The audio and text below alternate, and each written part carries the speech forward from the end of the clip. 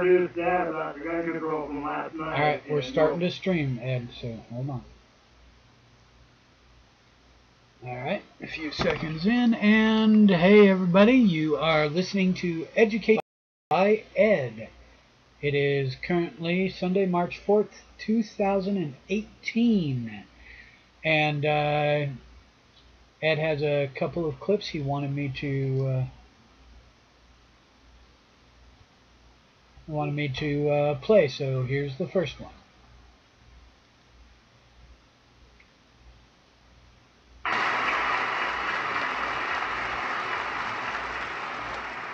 You pointed out that police would be so busy arresting handgun owners that they would be unable to protect the people against criminals.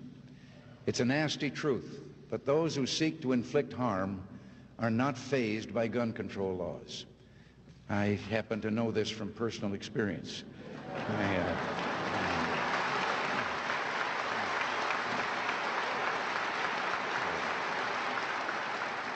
You know, I've always felt a special bond with the members of your group. You live by Lincoln's words. Important principles may and must be inflexible. Your philosophy put its trust in people. So you insist on individuals be held responsible for their actions. The NRA believes that America's laws were made to be obeyed and that our constitutional liberties are just as important today as 200 years ago. And by the way, the Constitution does not say that government shall decree the right to keep and bear arms. The Constitution says the right of the people to keep and bear arms shall not be infringed.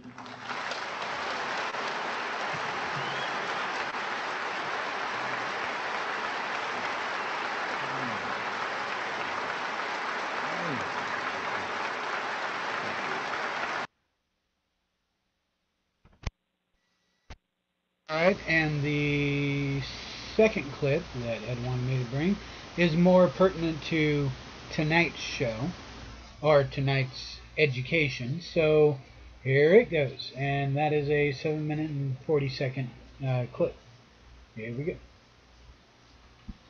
When the liberal group got a exempt status, and 3 that I just mentioned didn't for over 2 years. Mr. Nunes mentioned Ms. Lerner. Who was her boss in 2011 and 2012? Who did she report to? I believe it would have been Sarah Ingram, maybe? Part of that time, and part of that time another gentleman. Okay, and that other gentleman has since submitted his resignation? I believe so. And what is Ms. Ingram doing today? What's her job title? She works on on implementing the Affordable Care Act. Okay, who promoted her to that position? I would have moved her into that position. Why would you promote somebody to that position who was in charge of the exempt organization division, which certainly has had some controversy over the last couple years, under an investigation? Because she is a superb civil servant, sir. So she had nothing to do with this? I wouldn't imagine so. Even By the way, I can't speak to individual cases. I can say generally, we provided horrible customer service here. I will admit that. We did. Horrible customer service. You Whether it was targeted politically motivated or not is a very different question. You targeted an individual, an American, who still doesn't know to this day why he was question number 26. All right, time has expired. Mr. Becerra is recognized. Thank you, Mr. Chairman. Gentlemen, thank you very much for your testimony. And let me key off of something, Mr. Miller, you said. You said foolish mistakes were made. I think the President actually said it better. He said that the handling of those tax-exempt applications in that process at the IRS was outrageous and intolerable. No excuse. And as much as we know that the folks at IRS have a thankless job because they have to go and tell their fellow Americans that they may be audited or they have to do this work understaffed, we have to maintain the confidence in the system because it's a voluntary system of payment of our taxes. Agreed. And so you are right, it was a foolish mistake, but the President's even more correct that it was outrageous and intolerable. Now, let me also focus on something, Mr. George, you said. When you were asked, was there any finding or evidence of political motivation here, you said no. That's correct, sir. Okay.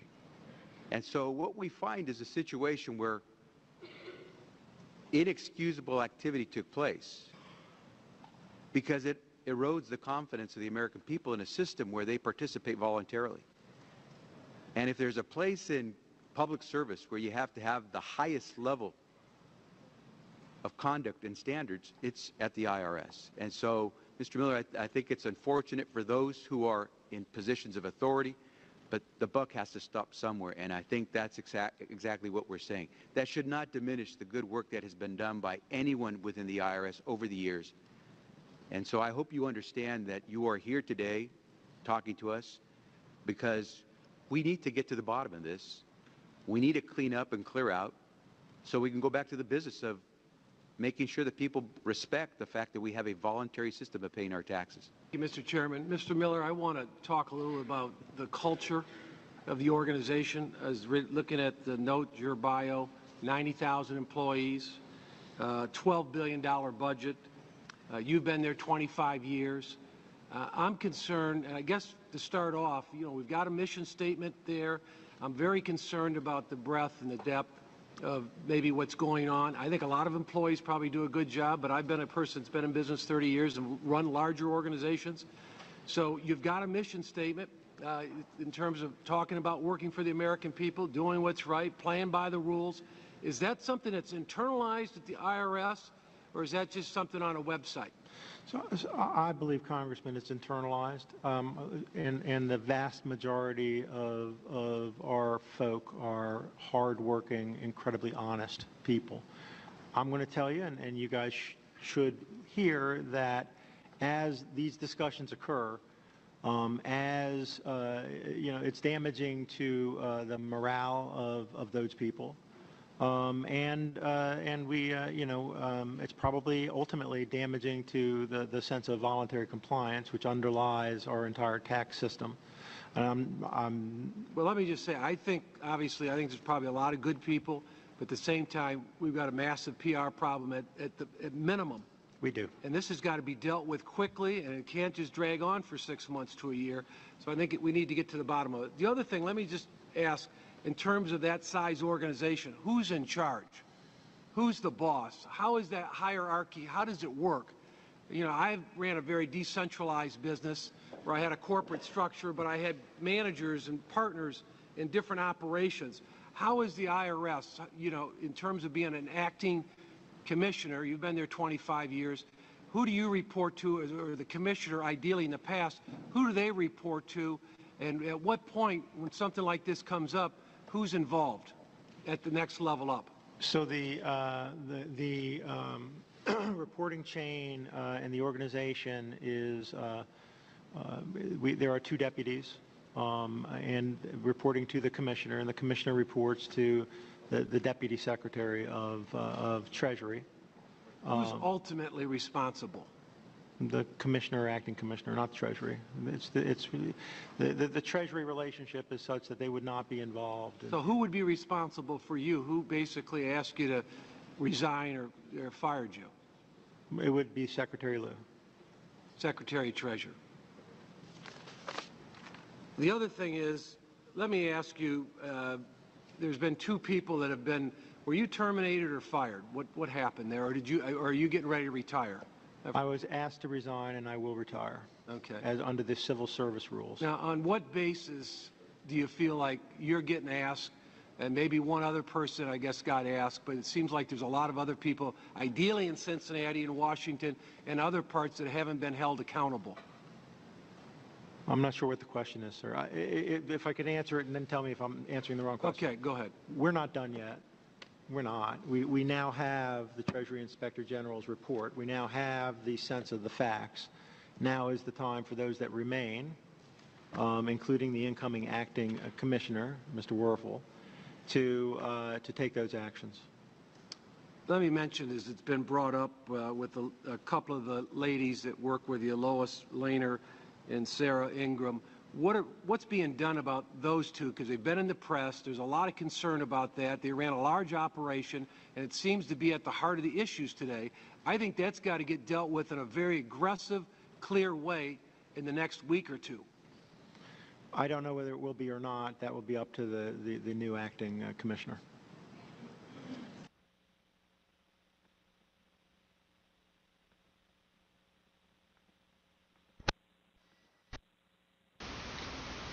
You still alive, Ed?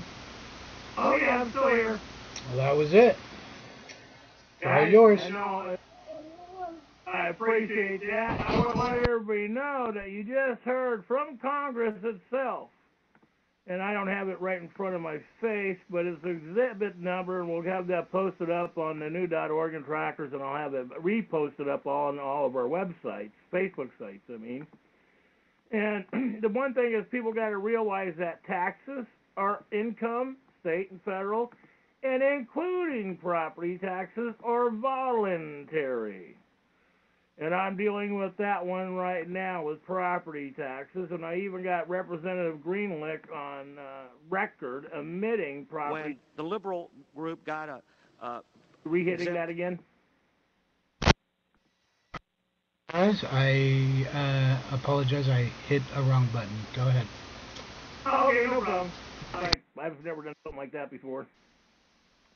But I want to bring to everybody's attention on dealing with income tax. You just heard from Congress that taxes are voluntary, and it's a true, it's a true fact. And I got to pull this up off my new.org and tracker site because I got to find out where it is. Because I know I have a thing called the two-tax system on the on our deal, and I haven't pulled that one up yet. I'll get to that here in a minute as soon as I find it. But I'll get into what I'm doing here. I want to bring this up to people's the attention to people. Because the one thing is that when you comprehend that there is only two types of taxes that could actually be taxed. There's a direct and indirect tax. That's it. Your income tax, your property tax, your state and federal income taxes are voluntary. And when you pay that, it doesn't go to your services you think it does in a community. They lied to you. They bluntly lied to you. It goes to the Vatican and the Queen of England, and the court system gets their little chunk of it.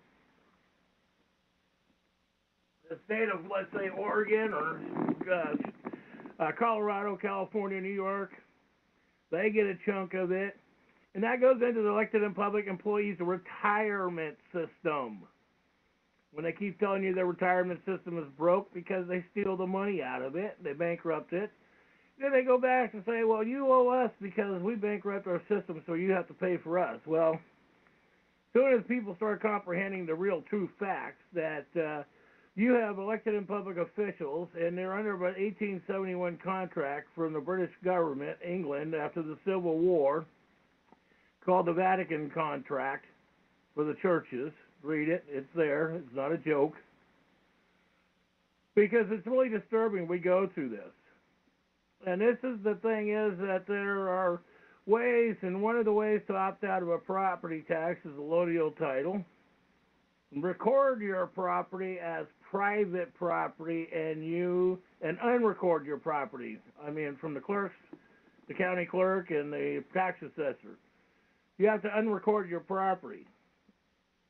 So you have to do these type of things, especially with property tax, but I want to get into that in a bit, and I want to get into a couple topics with income and state and federal income first. To bring to your attention, Title 42, 408, Section A8. All right, if you give anybody your Social Security number, remember, these state organizations always want your Social Security number so they go after your QV trust. Because when you give them your Social Security number, they're running off their businesses and their debt falls off of your QV trust, and that's the Bankruptcy Act of March 9th, 1933. That the British government, banks went bankrupt to we the people in this country. The national debt is the British government and the banker's debt. That is not your debt. That's not my debt. And everybody keeps saying, well, we don't have debt. We can't make money. I would like to see the debt stop because then that way we can't build homes. We can't build these corporations, these big buildings in the cities. Oh, then that way we save our public land so that way we have rights to go fishing and hunting again. Because when they build a building, that's where they say it's a privilege to feed yourself. The Nestle Corporation president came out and stated that they bought contracts all around the world, and they say it's a privilege to drink and have water. It's a privilege. If you don't pay the privilege to have water, you should die. The state of Oregon just passed administrative law that if you're mentally ill in any state facilities, the mentally ill today is going to be starved to death, literally. So if you put your parents or your grandparents or your relatives into a state home, you just murdered your parents. You just murdered your family. So don't sit there and say, I didn't murder them, and I didn't know that they were going to starve them to death. You're lying, dog, because you know it now, and it's been publicized in the media in the state of Oregon that they can murder people. And let me tell you, in the state of Oregon, murder is called homicide. And I've got that with an attorney stating when they tried to kill me on record, stating, well, yeah, it's not called murder, it's called a homicide, so that's called legally. And that's on the YouTube video with me and, I forgot the attorney's name right now. Don't want to read this other parent point, but I wanted to get into this so you know that when you give your Social Security number out, and people say, well, Social Security is a government agency, go back in real history. Real history, Social Security was founded as for Americans only. There is no foreign people, even when they moved to this country, entitled to get Social Security. And the only way that happened was when Billy Carter was doing that when he was first elected. And he was doing that to all the Cubans that came into Florida. So they gave them all birth certificates, Social Security numbers. People, Social Security is for Americans only. It's not for the rest of the world. I don't give a damn what anybody tells you. They lie. Read the original structure of Social Security. The original structure of Social Security came from the piracy days, just like the 1914 Workman's Comp came. That was off the actual piracy ship structure that they took, that if you lost a limb or something like that, you were to be compensated. So in other words, you were supposed to get more of the booty at that time, or bounty, whatever you want to call it. Technically, it's a booty. So that way it went for your retirement. They didn't keep it in the bank. They gave it to you. And if you spent it and you did whatever you did with it, too bad. See, and that's the one thing in 1990 they did with Workman's Comp system, is they changed Workman's Comp system from public to private. Public and private, it was prior. But the public employees would whine and go, oh, these poor people, they got $1 million when a guy got his leg amputated or something like that, and I'm an employee for the government, so I just get a monthly stable, but I get all my medical and dental and transportation paid. Well, the guy who got the $1 million, if he didn't cover that, he could not go on welfare. And then they started putting people on welfare, and that's how the state came up and says, oh, we got all these people on welfare from Workman's Comp, so we're going to go after you. We're going to change Workman's Comp to a public corporation of the government, so it's a privilege now for you to have Workman's Comp. And that's the structure, and then they say, oh, well, taxes pay for this. No, it does not. Workman's Comp is paid by your employer. Some of it's matched by you in your tax structure, and part of it is on the structure of Social Security. The one thing is, if you notice on your state and federal income tax structure, W-2 form, that when you get hired on a job, there's a little box to the right that says clearly exempt. So if you don't clearly claim exempt, it's your fault. See, you're agreeing to the terms, and this is where people don't realize. People get into this stuff on these things in a different structure. They get on this stuff, going on these things. They get going on these things that people don't comprehend. When people start going that, oh, we have to pay these bills, we have to pay these taxes, well, like I said last evening, and I've said it many times, if you are on a structure of disability, you're not obligated to pay taxes. If you are elected and public employee in private contractor, an immigration, registered church member, registered voter, by the IRS law, you are obligated to pay taxes. Okay, because you're a private corporation. But if you are a lawful American, and that's even part of the treaty, and you can look this up, and I put it up on our site, and I put it out many times, that you're not liable to pay their debts. Their debts are covered by the Bankruptcy Act by the bankers. That's their liability. And that's where I want to get into this other point. When I always put my instruments in, and I suggest people do this too. That, and we have it up on our website, I believe. It's called Silence Can Only Be Equated with Fraud, where there is a legal or moral duty to speak. Now remember, legal is when a cop pulls you over and he's writing you a ticket, he's going, well, this is legal. Those are administrative rules. Those are code enforcement rules. Those are statutes and codes from the House and Senate. When I built my property up, and they said, oh, you need building permits, and you need to do this, and you need... No, you don't. I've proven that in my own city. I didn't have permits. I'm on private land. I'm not doing a commercial industry. So they can't tax it under that, which I'm dealing with right now. So when they start giving you all this information that they're telling you, that, you know, and this is the other point. Let me get back to reading this law. All right? There's a court case that was filed, court case 1 in federal court. Silence is only equated with fraud, where a legal and moral duty or where an inquiry left unanswered would be intention, misleading, or revenue system is based in good faith of a voluntary taxpayer, and the voluntary taxpayer should be able to expect the same from the government in its enforcement of collection activities. If the case, we hope our message is clear. This sort of deception will not be tolerated, and this is routine. It should be corrected immediately. This is United States versus T-Well, 550 F2D 297299, and also see United States versus Pruden, Prudden, 424 F2D 1021 1032, and also to the other cases, Carmi, Carmine, CARMIN, versus Bowen, BOWEN, 64A 932 2.7-14. So this is when you're doing this and you're going after taxes, because see, remember, when you sign a tax form, a state and federal tax form, and it says you're admitting and signing this under perjury.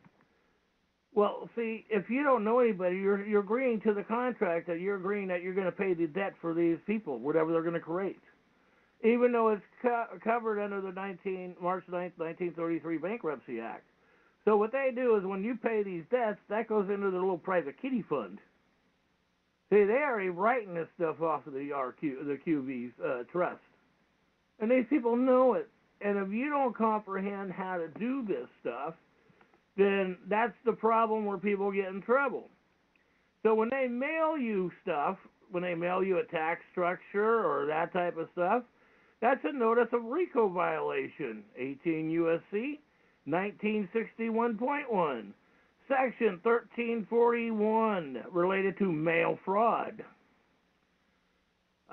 Section 1503, related to obstruction of justice.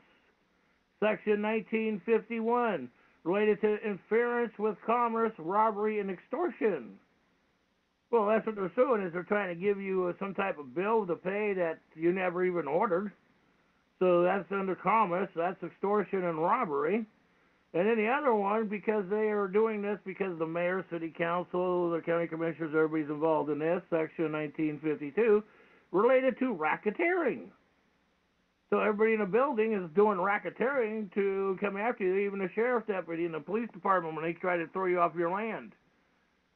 You know, this is the one thing that you've got to start comprehending how it is. Section 1957, relating and engaging with monetary transactions in property, there's a divide from specific unlawful activities. So when they're trying to force you into paying something, that's an unlawful activity. And that's the one thing that people don't get it. And that even goes to the IRS, income tax, your property taxes. Now, the Supreme Court came out with an interesting decision last year. But I thought that was interesting. And the heading on this is people comply to file income taxes violates the Fifth Amendment. So when you're agreeing to file these income tax statements, and I remember growing up and everybody's telling me, Ed, you have to file this. And I said, no, I don't. And I read the Social Security structure, and that was the only thing I ever paid. Because I'm old enough where the way Social Security was when I did it, it was under the original contract. That changed with, what was his name? Clinton. Clinton signed over the employee payment of Social Security to the Queen of England and changed that over to the Queen of England, and that was in 1997. I don't remember the exact date, but I'll get that here in a bit. But he signed over your Social Security structure over to the Queen of England. Remember, the Clintons, both Clintons are lawyers. They are bounded by the Vatican churches to do what the Queen of England tells them. That's the one thing that you've got to realize, that this thing comes from England.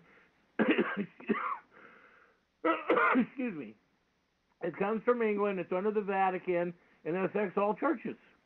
Because all churches are a 501c3 and a 501c3 through 9 to write off anything. And if you're a 501c3 and if you don't start producing, you know, where you have income coming in so they can monitor and check your bank account and all that stuff, if you don't have it coming in and like the state does, then they just toss your 501c3 out, but legally they cannot do that because they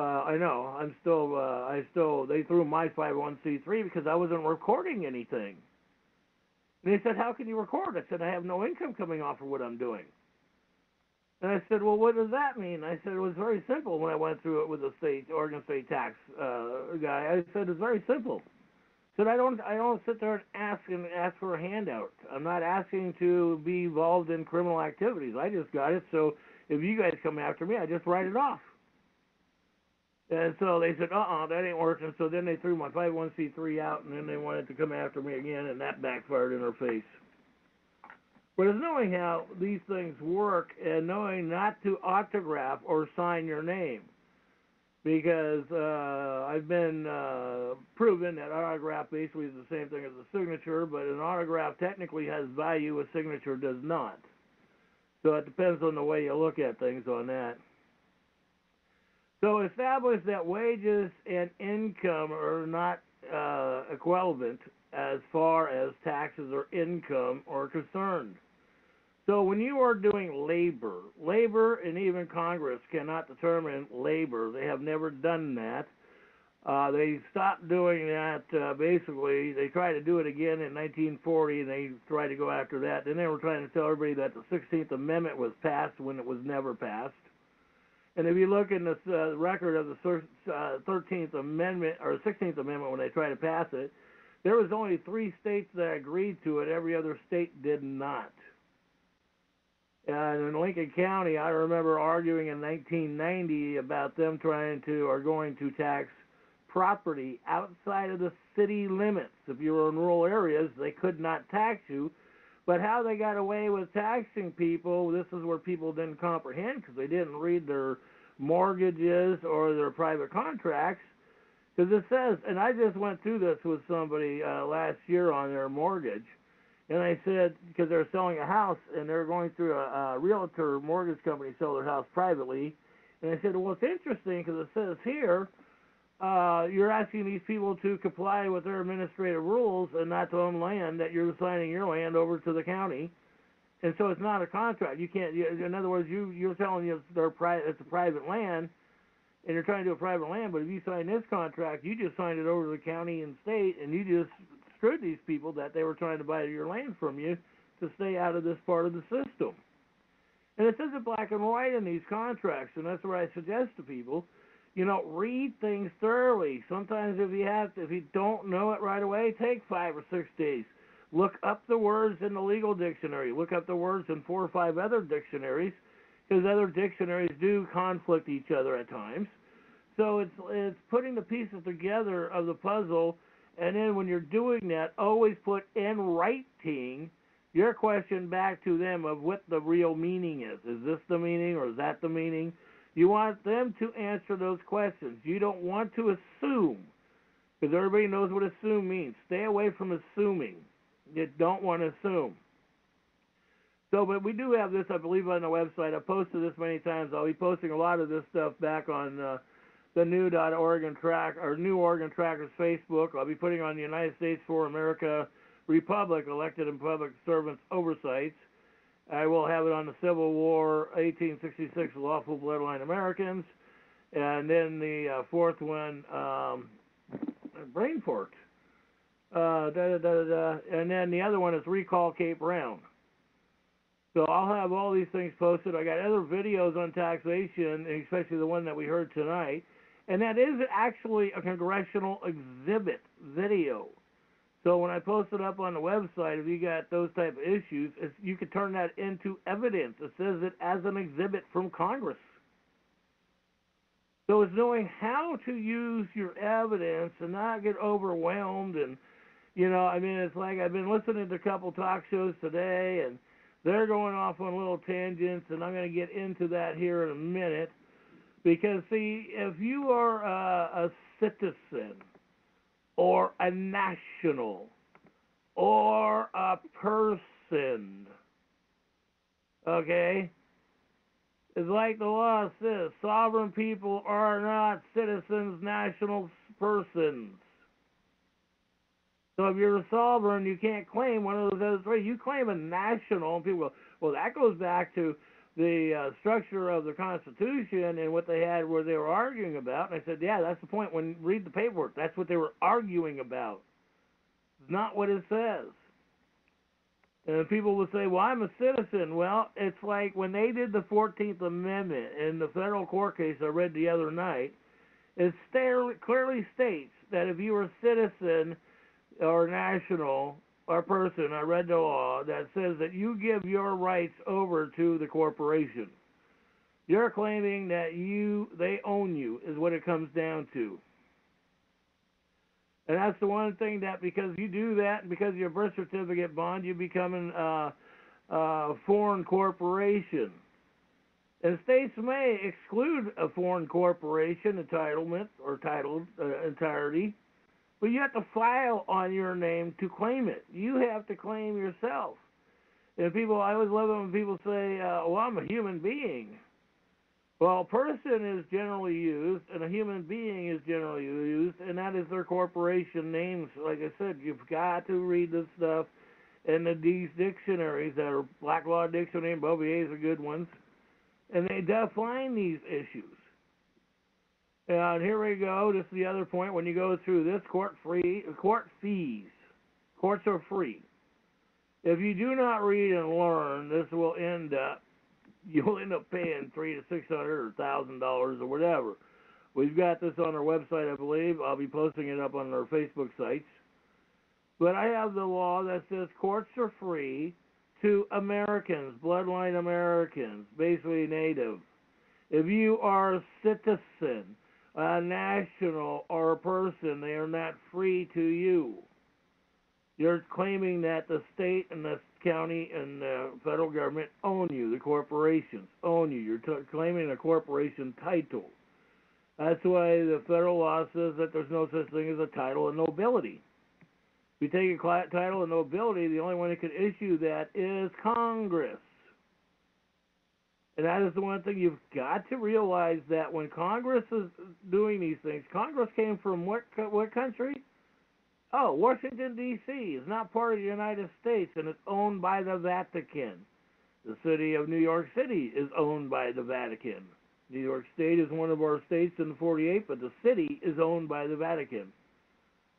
So it's realizing who owns what, And it's like I went through a conversation with a couple people earlier trying to tell me how, well, the Queen owns everything, and so I wanted to let them know that actually I have the 1993 royal stamp on the Constitution because it was re-stamped in 1993 that says the Constitution is United States law. We are not part of the British colonies. And you get these men and women always tell you this stuff on talk shows. Trust me, I listen to these guys when I call them up and I start bringing the facts in, and they hang up on me because they're out there with their hand out to people. You know, we're going to help you write this, and we're going to put you this. And these guys, some of these guys charge you $1,500 to $5,000 to write your paperwork, and you end up in jail and further in trouble over this. You know, I mean, if you really want that, ship the money over my way, and we can sit there and write it up and make sure, because I got some people I know would love to have that money, and they actually know what they're doing when they're writing these things up. See, it's knowing who to trust and who not to trust. When somebody's not being bluntly honest, it's like people say, well, you have to pay taxes if you don't. Well, it's like one of the tax guys on the video, it gets further in that video that the producer played, it gets further in that video. But in that video, it is very interesting because this one guy goes off on that, says, it's very simple. It's very simple. I pay taxes. Well, by law, all elected and public servants have to pay taxes. That is part of their employment structure. And once people start realizing that is their employment structure, and trust me, I've been elected and public official myself. I've been there, done it. When I won the local school board committee, they wanted to put me in the structure where I had to go through their courses to teach me how to become a public employee. And I wasn't a public employee. I didn't get paid. I didn't get medical. And so that is the one thing that gets to me is that people don't realize this, that there's people out there who don't get paid in elected positions. But there are people out there in elected positions that do this because they are making an income off of the other side. Because in the state of Oregon, they created so many jobs that ain't jobs. They're writing it off on debt that Kate Brown was part of founding and finding. And that's the one thing that people have got to realize, that when they're doing these contracts with the stuff, and it's like when they do these contracts, and they got all these like Oregon State University and these universities, all right, they don't have contracts with we the people. They have contracts with the state, and they get funding. But there's no job. They created jobs because there's no jobs in the educational field out there when people graduated. I mean, they created, 50 new programs in the colleges and universities since the 60s. No jobs out there, so they created jobs like watershed projects, watershed councils. And all these people were college graduates. They had nowhere to go, so they created jobs so that way they had jobs. And I argued this. I've been on several watershed councils and fish productions on the West Coast here. I've been involved in this stuff for 25 years. When a lot of these councils, I was the founder start of 7 watershed councils just here on the West Coast. I've been there, done it, lived it. And I would sit there and argue with these men and women about, how much you guys getting paid. And it's like, well, I'm not getting paid. I'm volunteering my time. It's like, and they're like, well, it's not our fault. And it's like, but the point is that we're not supposed to get paid on these things. It's supposed to be a volunteer structure. Well, I have a degree, so they have to pay me. That's what gets to me. Just because people have a degree doesn't mean that they're entitled to anything. Once people start comprehending that point, we can start saving so much more what they call debt notes. And I'm going to get into that one I want to read into, so this way you comprehend about debt notes. Because this is the one thing that, because I'm going to open up the floor early tonight, but we'll see how, people want to speak. But I got to go back here and pull up the debt note part, because I could tell you, you cannot pay debt with debt. That's a federal crime. And as soon as I find it, I'm going to read the law here to you. I'm going to have to go back to this other page. So I thought I already had it sent to me. And the deal, yep, there we go. So I want to read this to you. We all know about H.R. 192, Public Law 10, Chapter 48, Stat 48112. I do have a PDF file that I have certified by congressional record, by Congress. It's certified. I just don't have the $8 to pay for it to get printed. If I did, I would have already done it. But if you get a print, please send one so we can make sure it's up on the website and we can make sure it gets out. But I don't have one printed, but this is from the Library of Congress. So this is real. This is where we're not supposed to be paying our water, electricity, food bills, or food bills, or taxes. We're supposed to technically, by their system, sign it off by your birth certificate. And that only applies to lawful Americans. It does not apply to any immigrants whatsoever. Immigrants don't have rights in the 48 states. Remember, Alaska and Hawaii were brought in under the corporation in 1959. So they were brought in under the corporation. They are not part of we the people, the original founding structure of the states, of the 48 states since the Civil War. So, and then, like I said, I want you to bring this up. You can look at USC. Oh, that didn't even come up. I'm going to read that one. I got to pull that one up. But USC code 3124, exempt from property taxes. So, I mean, they have the laws in place on these things. Your elected and public employees don't care about you. They don't love you. They want to rape your children. They want to rape your women, and they want the money. We do have very few honorable elected and public servants. But a lot of them, they enjoy the terrorization of rape, and everybody goes, well, they get away with it. Yeah, we know they get away with it because you don't speak up. That's the problem with people. They don't speak up. That's why these men and women get away with this stuff all the time, because people don't speak up. An exemption from taxes, stocks, and obligations of the United States government are exempt from taxation by state or political subdivision of the state. For example, it applies to each of the taxations that would require an obligation. Interest and obligation, both considered tax exempt. Now, this is state corporations where they're talking about. But also, too, the states, when you go in and pay a fine or you pay some fee with the city, county, or state, you want to get a 1099 form, because if they're not filing it, they can be closed down. And there has been proven evidence that court cases have been shut down for embezzling money for not recording the income. And see, the other point is franchise taxes or other non-property taxes instead of franchise taxes imposed on corporations. Now, I had businesses myself. I never went and licensed them. I never registered them. I don't have to.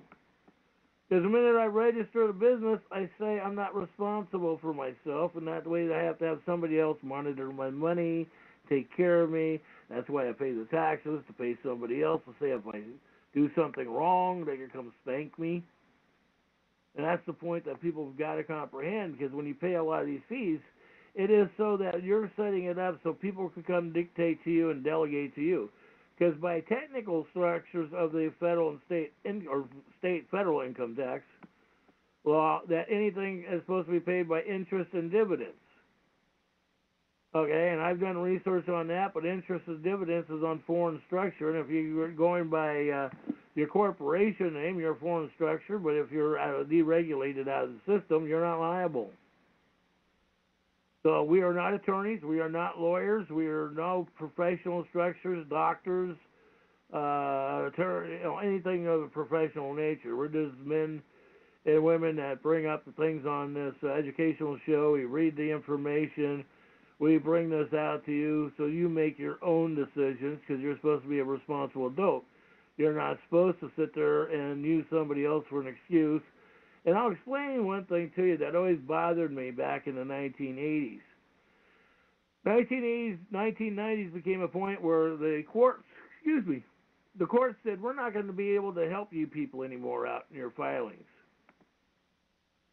And I was like, wait a minute, what's going on here? Well, people would sit there and thought they knew more than what they knew how to file something. So when they filed something, and then they end up going to jail, so they end up suing the clerk that helped them, which is sort of ridiculous to me because the clerk should have went back on them and said no because they didn't know the responsibility. I gave them the guidelines of it. You see, the clerks used to help people file their paperwork until 1990. They literally would sit down and help you file your paperwork. I know. I've been through that in the past in the late 70s and 80s when I was starting to learn this stuff more in depth. And that is the one thing that we got the link that we'll get you up to. It's called Modern Money Mechanics. And this is written and done by the Federal Reserve Bank of Chicago. And it is interesting when you start reading this stuff from the banks or reading the federal laws that the government corporations called banks have to go by. That's like the Pope coming out and says, well, we own all the land, and the Queen comes out and says, we own all the land in the world and we own all your banks. Well, no. They do that under the 1913 contract, or the devil's contract that I call it, and it's been proven that way, when King John signed over all of his assets to the Vatican, the Pope back then, and said, okay, we're not going to rape, rob, and murder anybody for the name of God. Your religious point, we're not going to sit there and go rape and murder people in the name of God anymore, or your Bible. We're going to sit there and we're calling it quits. And so the Pope says the only way you're going to be forgiven if you turn all your assets over to me, because remember, these men and women thought the Pope was the Word of God or the ear of God, or how we're all taught to believe. And so when he turned all of his assets over to the Pope, and this is the 1213 treaty, and that's the one that devised the 1215 Magna Carta. So we'll all get into how that happened. So anyhow, the Pope turns out all this assets over, takes all the assets. So King John goes back to his people, his land, and then next thing you know, murdering and rape started up again. And that was the one thing that people were like, wait, where's this coming from? And it's like the Pope sent out his saints. The saints were out going out raping and robbing and stealing from people to get more money for the churches. So King John picked up his arms and went, and every time he saw any monk or anybody in religion, there was no court back then. They just beheaded them. They remember court structure came from England. That's a British structure. On the West Coast here, when I was growing up, we really didn't deal with court. If you had an issue, you took it out in the street. And then, all of a sudden we got it forced down. Now they got juvenile court. Come on, I grew up, there was no such thing as juvenile court. And all of a sudden they got all these new points that you have to ask permission and get all these things that, if you don't follow their administrative rules, you get spanked. And that is a sad point about what's going on in our country today, is because we have been taken from the inside out. And this is what a senator said to me at the House one day, and I'm speaking against some of these bills, these corrupted bills. And the senator looks at me, and we're talking in the hallway, and I said, this bill is really ridiculous. It's just putting people further under control and stuff. And I said, yeah, it looks like it's going to create about 200 jobs in the state that they're going to write off through the QV trust on people. He goes, yeah, but Ed, see, people don't want to have a free life. They're not responsible enough to handle their affairs, because if they did, we wouldn't have to make these jobs up for them.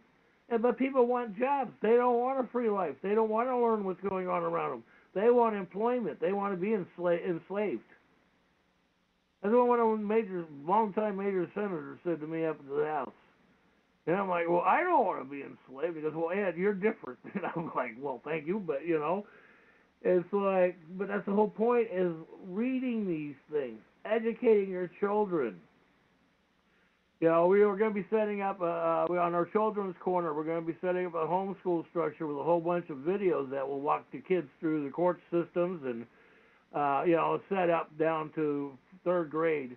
So it's really easy for people to comprehend. And that's the way some people are. Some adults, they don't catch on. You have to bring them back down to 3rd grade, 6th grade. Depends on where their mental block came at that point, whatever happened in their life. So it's getting people to learn in a different perspective, because not everybody learns the same way.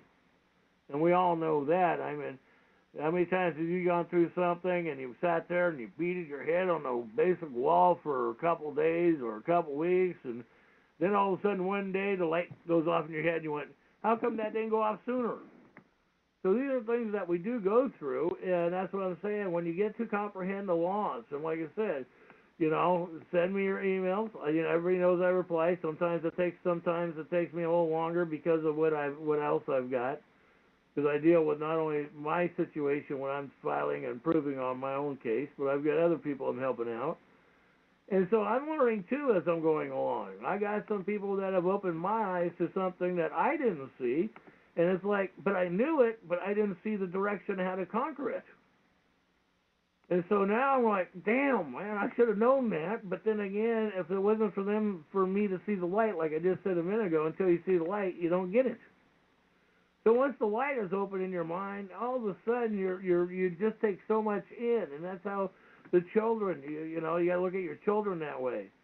And some adults even follow up to that point.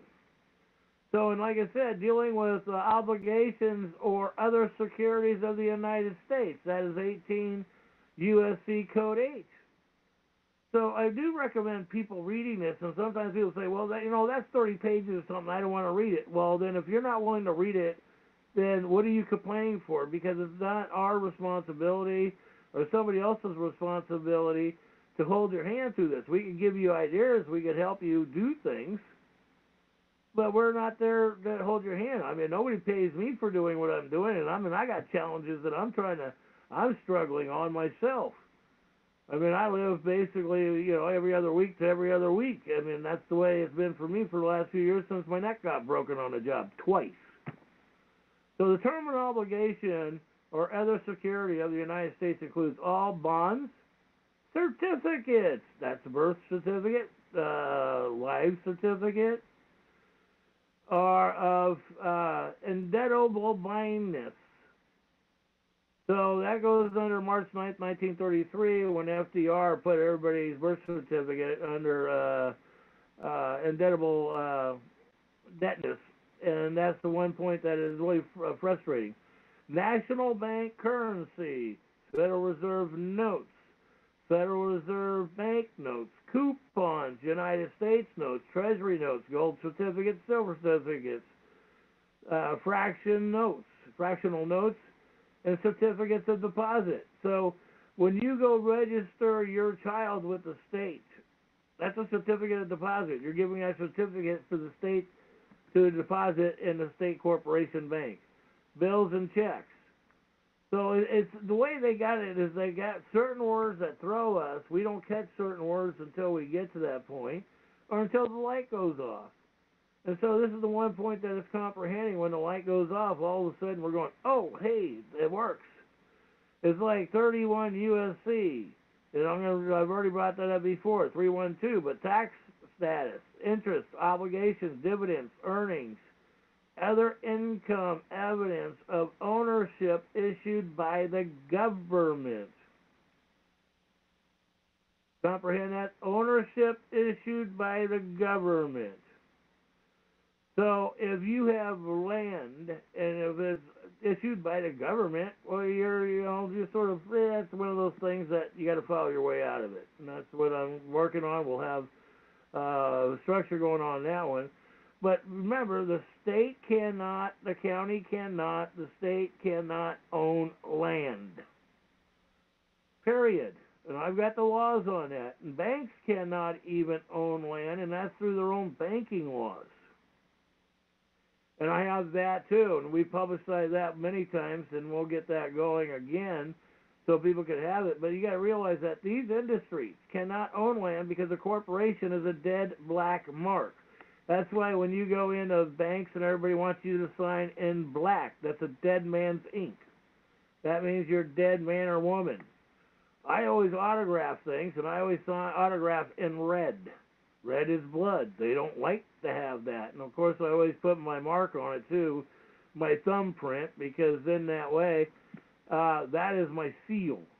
I'm not going to use a corporation seal that's a corporation that has no value, no standing. Your thumbprint has markings on it, and so that way that has value and standing. And that's the one thing that when you read this stuff, and also too, don't forget statutes at large, because that does mean stuff. When it says, statute at large of, what is it called? Voluntary taxes. So, and that's the one thing that you've got to not be talked into paying these things. And don't forget to look up 28USC 411. That is using a Federal Reserve note, debt note, to pay debt with, and that actually is a federal crime. Of course, they're not going to go after that because, see, the banks can use those debt notes. The elected and public employees can use those debt notes. But technically, we, the lawful Americans, are not supposed to have those debt notes at all. We're not supposed to be participating in a fictitious fiction structure of traded corporations. And let me tell you, these things have been created. Title 31, Money and Financial Stability. Financial Management, Chapter 31, Public Debt, Subchapter 2, Administrative, current through PL, page 104 through 198. Approved, 116.96. And this goes to the Treasury, because they've done these administrative rules. And remember, administrative rules do not apply to you. They only apply to elected and public servants, registered church members, registered voters, and all immigration. So I won't be a registered voter. When I deregulated myself from voter, they actually have a form in the department that when I deregulated myself in Lincoln County, it said, well, you're not going to have anything, you can't claim anything, you can't do any of this. So no, I want to be out of the system. I'm not paying your debts. So, I deregulated myself when I had that notarized and certified by the clerk, the head of the clerk for Dana Jenkins did that for me here in Lincoln County. That was after 2004 when I won the mayor's race, but then I didn't win the mayor's race. They came out in the newspaper, said the mayor, actually came out in the papers, the mayor won by dead votes. So it is one of those things that happens. And then the other one to look up is USC Code Title 8, Section 1325. This is dealing with immigration related. If you hire an immigrant and you're paying them, you can't technically, by immigration law, pay immigration. But they have a little, I guess you could sort of say, loophole here. But immigration says here, immigration relates to enterprise, interpretation, fraud. Any individual who knowingly establishes a commercial enterprise for the purpose of invading and provision of the immigration law shall be imprisoned not more than 5 years, fined according to Title 18 or both. Source, this goes back to June 27th, 1952 Immigration Act. These immigrants that come here, they're supposed to be able to support themselves. Technically, we're not supposed to be giving our employment and jobs away and all this stuff. But they do it. That's what the immigration law that Trump just went through with Nancy Pelosi yelling on the thing going, oh, we're going back to a white race and, this was all about the KKK stuff. But, oh, that's right. She wears a KKK outfit in some of the things that she's done herself. Nancy, I still never remember. I won't ever forget you when I was younger, because I knew her when I was younger when she did the deadbeat dat bills. What a bullshit that is.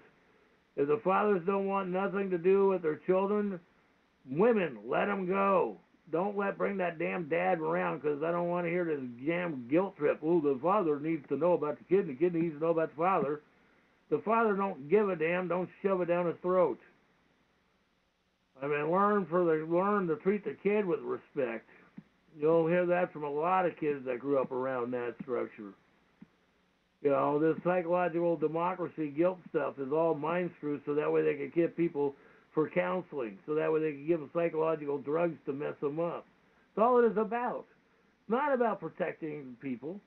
It's all about the income of how much we can sit there and put the country in debt. Because when you're using a debt note to pay off debt, that's the debt that the country is going in right now. They're saying, well, you know, the national debt is this amount. Well, you're using debt note to pay debt. That's why the debt goes up. And so that's why I said once we get the 192 start working, then there's no more debt note going down, and all of a sudden you see the debt going down, and then the banks can't sit there and loan all this money out for these corporations that are going bankrupt, like Walmart has been doing that, putting in FEMA camps. And I got videos up on that with even military protecting FEMA camps of Walmart now, and they're actually setting Walmart up as FEMA camps, internment camps, no different than Adolf Hitler. All of them are getting, 2 guillotines in those? Each one of those will end up with 2 guillotines in the building. No shit. It's been passed by Congress. That was passed in Congress 1997 with William Jefferson Clinton. I put those videos up a few years back. I do ask people to watch these videos because they are educational, they are knowledgeable, and it's up for us to know the separation of lawful and legal. They'll call it lawful, but they call it law. Okay? Statute law. Well, statute law is not American law. That is not a we the people. That's a foreign government agency law. And that's what your elected and public servants are. Foreign agents. People say, well, the government this, the government that. Well, if you actually do the research with the Constitution, we are the first branch of government. It's power, the government, the 3 branches of government were powered by we the people. We the people are supposed to be able to take that power away at any time, but then they fight us tooth and nail. But see, when you only got a handful of people standing up to it and everybody else goes, well, I don't want to miss my TV show. My basketball game is more important. My football game is more important than my freedom or my children. And I've seen people that will watch a baseball game and all of a sudden they wonder what they didn't defend themselves when they should have defended themselves. They screwed up, didn't do that, and so I've watched people get their kids taken. I said, what were you doing? Watching the game. I said, how come you didn't do your paperwork that you called me up and wanted it done? It's like, well, the game was on. I don't care if the game's on. You turned that thing off. You told me that you didn't love your child. You didn't care for your child. You didn't want your child. The game mattered more than your child. And I've been through this with people. So these are the things that we go through and how we put these things together and start standing up for one another and with one another because it's we the people. And I have a thing, because everybody likes to, if you go back in Hebrew language, there was no J for Jesus. But I look at it this way. Jesus, just J-E-S, space, space, space, us. It's just us. We the people, just us, we the people. And if Jesus doesn't stand up for we the people, and if people don't stand up for Jesus, what are we doing? Jesus, it's just us. Yeah, I know people have told me, hey, that's an interesting way of looking at it, or you shouldn't talk like that. And it's like, one thing is that nobody tells me how to talk. I've been a grown man for a long time. I've been on my own for a long time.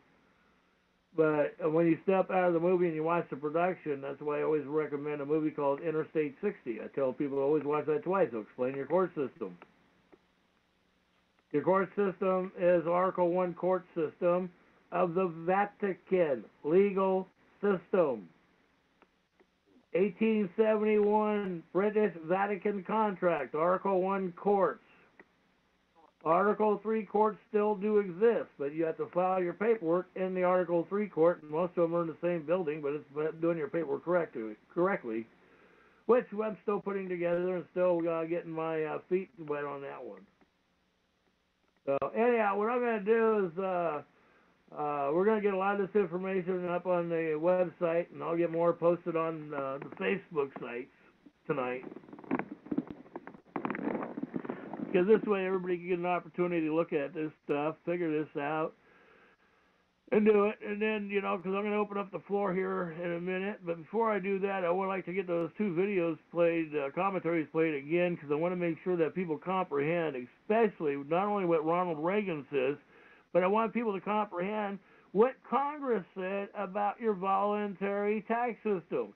And not only that, in the state of Oregon, I got Representative Greenlick at a public hearing 2 years ago admitting property taxes are voluntary, and I said to him, I said, how come nobody else knows? And I looked at the chair. Come on, chair, this is your responsibility.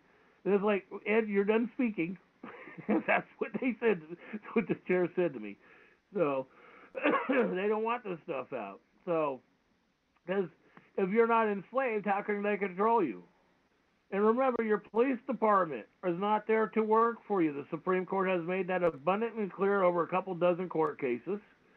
They don't work for you. They are tax collectors for the city, county, and state. They're revenue generators. That's their job when it really comes down to it. And if you end up calling an ambulance and you end up having somebody die in an ambulance, by law, they cannot give you the medical reports. They cannot give you anything that happened in that ambulance because their job is to protect the crew and the ambulance company and the hospital. They don't care about you. So if you have an issue, make sure you transport your people in, and make sure you notice the police are going to escort you. Now, some of the police are saying that, well, we have to do that. And there was a gentleman 6 months ago or 8 months ago was driving his wife for emergency, real emergency, not pregnant, another emergency. So they pulled up. They finally got him pulled over a block from the hospital, and they shot him because he wouldn't pull over an emergency. Well, you know, it's interesting because as far as I know on these things, we had these rights instilled in the deal. If that we had an emergency, we could do this in emergency. But remember, these men and women want the income for their police department, the ambulance drivers. They don't believe you have a right to yourself. That's why when you file your rights, you have to make sure it's posted in the police department, the county clerks. You know, and with a hospital, you always file that in the hospital itself because the hospital has a federal obligation for medical treatment. They do. But you have to claim that federal obligation in your instruments and make sure that the hospital is notified of that by administration. My hospital definitely knows that where I'm at. And I mean, everybody, you know, I mean, I speak pretty, you know, all the time out here in the Oregon area. I mean, I'm not bashful, never have been, so it's like, that's the point. You can't be bashful, you can't be shy when it comes down to protecting your rights and your children. So anyhow, with that, I'm going to go ahead and turn the floor back over so we get those videos, and then after that, we'll open up the floor.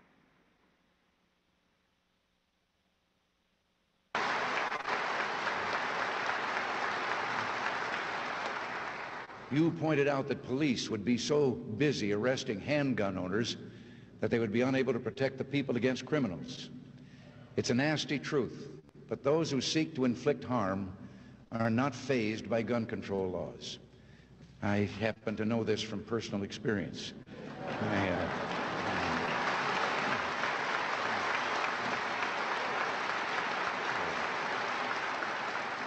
You know, I've always felt a special bond with the members of your group. You live by Lincoln's words.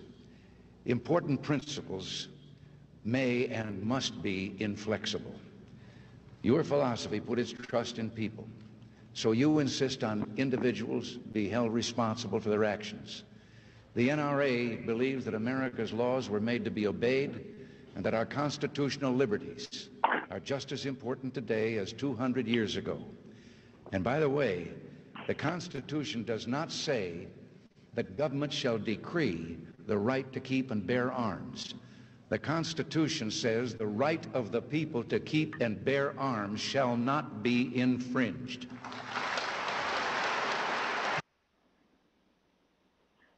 When the liberal group got a exempt status, and 3 that I just mentioned didn't for over 2 years. Mr. Nunes mentioned Ms. Lerner. Who was her boss in 2011 and 2012? Who did she report to? I believe it would have been Sarah Ingram, maybe?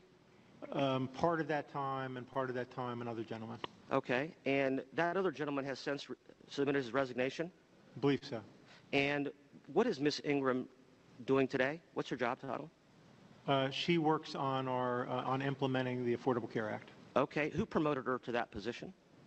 I would have moved her into that position. Why would you promote somebody to that position who was in charge of the exempt organization division, which certainly has had some controversy over the last couple years?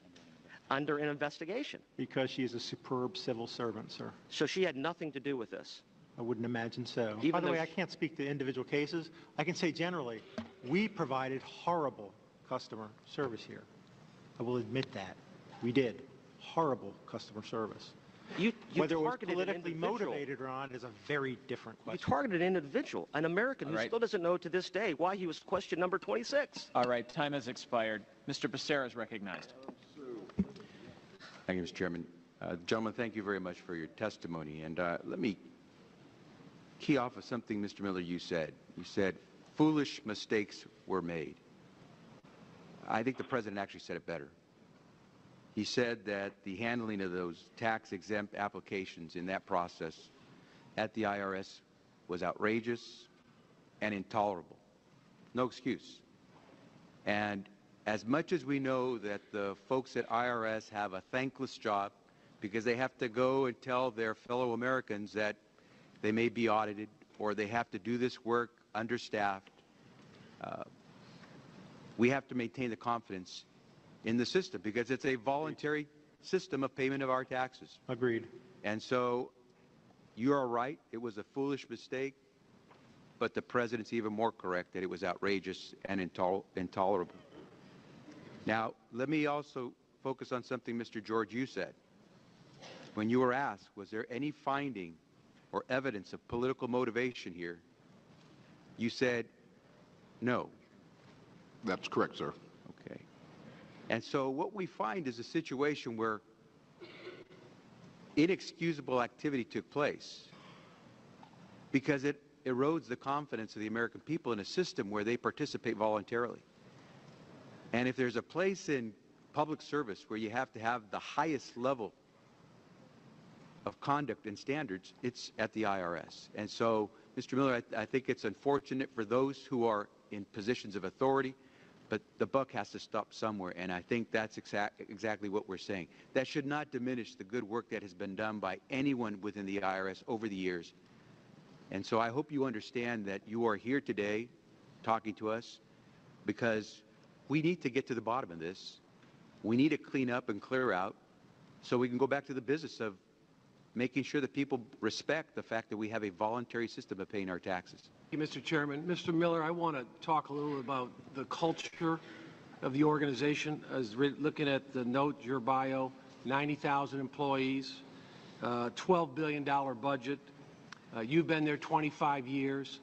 I'm concerned, and I guess to start off, you know, we've got a mission statement there. I'm very concerned about the breadth and the depth of maybe what's going on. I think a lot of employees probably do a good job, but I've been a person that's been in business 30 years and run larger organizations. So you've got a mission statement in terms of talking about working for the American people, doing what's right, playing by the rules. Is that something that's internalized at the IRS, or is that just something on a website? So I believe, Congressman, it's internalized, and the vast majority of our folk are hardworking, incredibly honest people. I'm going to tell you, and you guys should hear that as these discussions occur, as you know, it's damaging to the morale of those people. And we, you know, it's probably ultimately damaging to the sense of voluntary compliance, which underlies our entire tax system. Well, let me just say, I think there's probably a lot of good people, but at the same time, we've got a massive PR problem at minimum. We do. And this has got to be dealt with quickly, and it can't just drag on for 6 months to a year. So I think we need to get to the bottom of it. The other thing, let me just ask, in terms of that size organization, who's in charge? Who's the boss? How is that hierarchy? How does it work? You know, I ran a very decentralized business where I had a corporate structure, but I had managers and partners in different operations. How is the IRS, you know, in terms of being an acting commissioner? You've been there 25 years. Who do you report to, or the commissioner ideally in the past, who do they report to? And at what point, when something like this comes up, who's involved at the next level up? So the reporting chain and the organization is, there are 2 deputies and reporting to the commissioner, and the commissioner reports to the Deputy Secretary of Treasury. Who's ultimately responsible? The commissioner, acting commissioner, not the Treasury. The Treasury relationship is such that they would not be involved. So who would be responsible for you? Who basically asked you to resign or fired you? It would be Secretary Lew. Secretary of Treasury. The other thing is, let me ask you, there's been two people that have been, were you terminated or fired?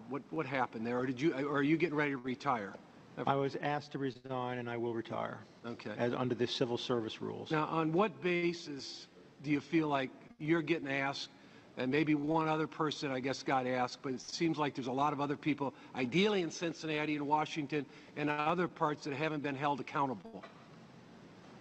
I'm not sure what the question is, sir. If I could answer it and then tell me if I'm answering the wrong question. Okay, go ahead. We're not done yet. We're not. We now have the Treasury Inspector General's report. We now have the sense of the facts. Now is the time for those that remain, including the incoming acting commissioner, Mr. Werfel, to take those actions. Let me mention, as it's been brought up with a couple of the ladies that work with you, Lois Lehner and Sarah Ingram, what's being done about those two? Because they've been in the press. There's a lot of concern about that. They ran a large operation, and it seems to be at the heart of the issues today. I think that's got to get dealt with in a very aggressive, clear way in the next week or two. I don't know whether it will be or not. That will be up to the new acting commissioner.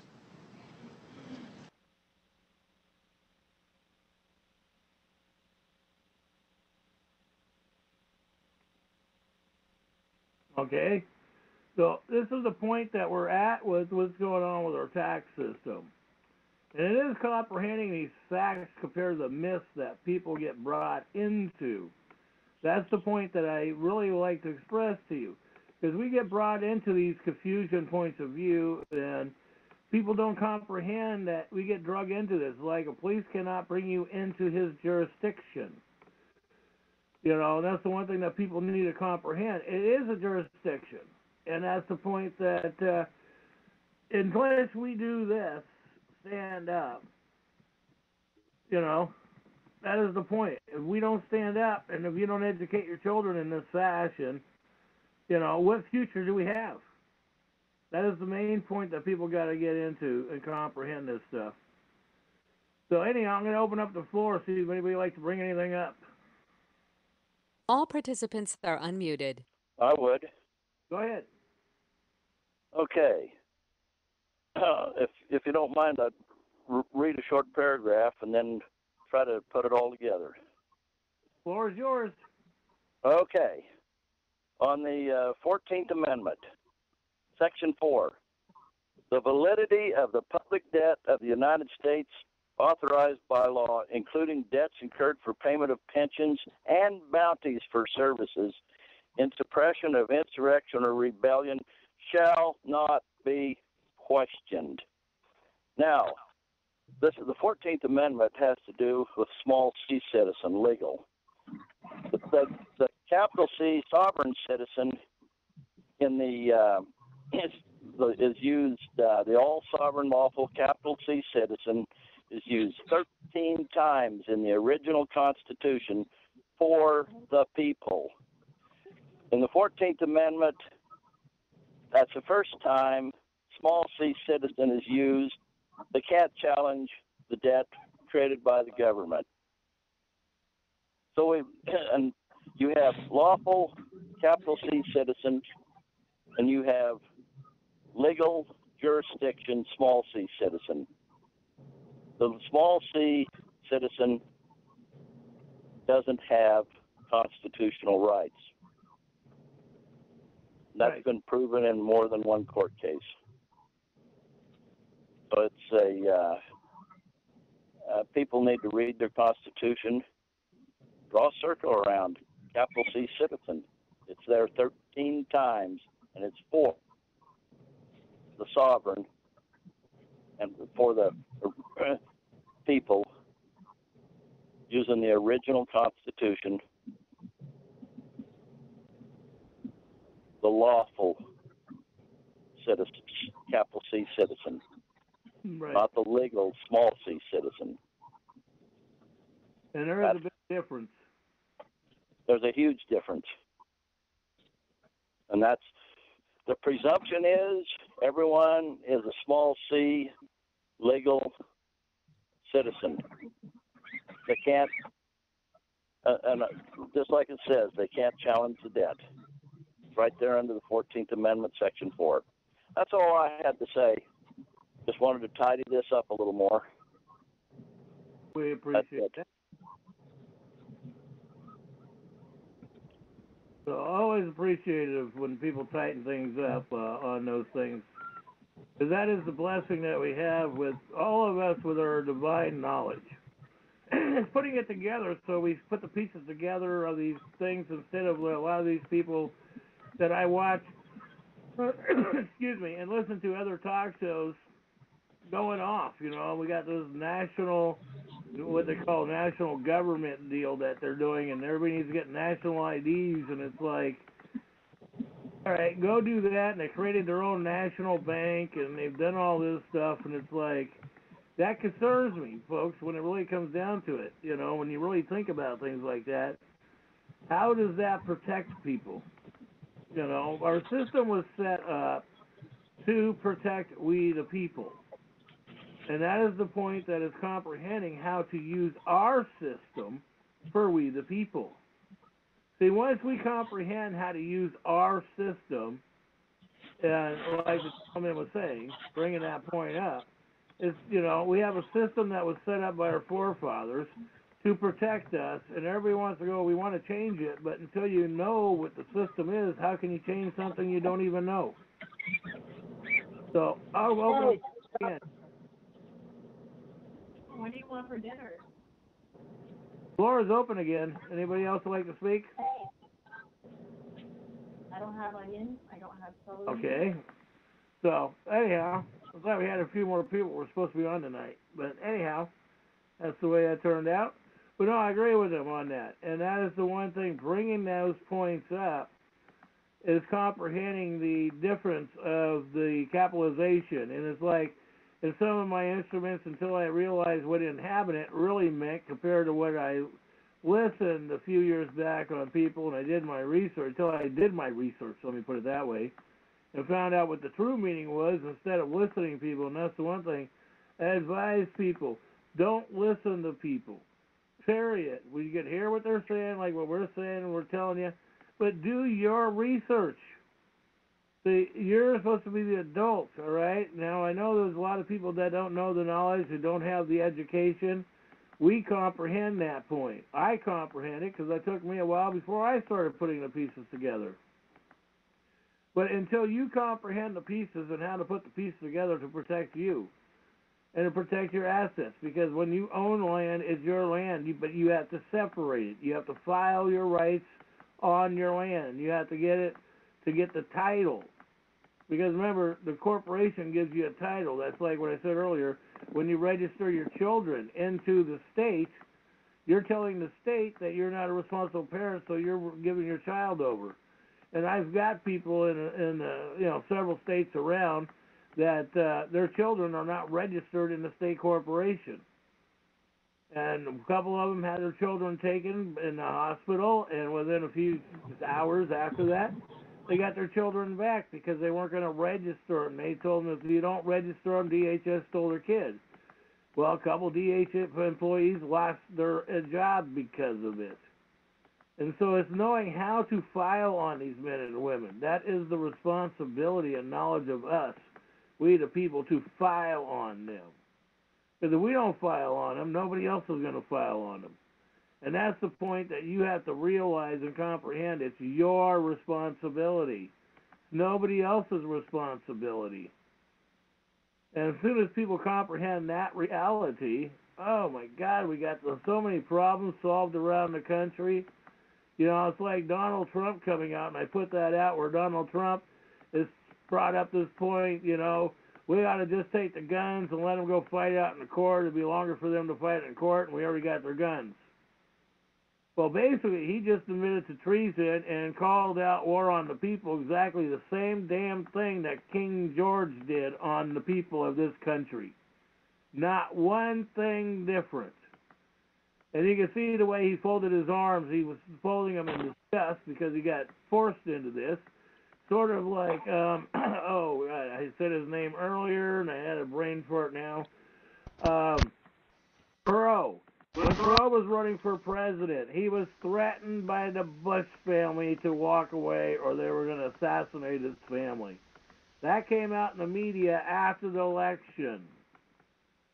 So that's where people got to wake up, that these people have no feelings. They don't care.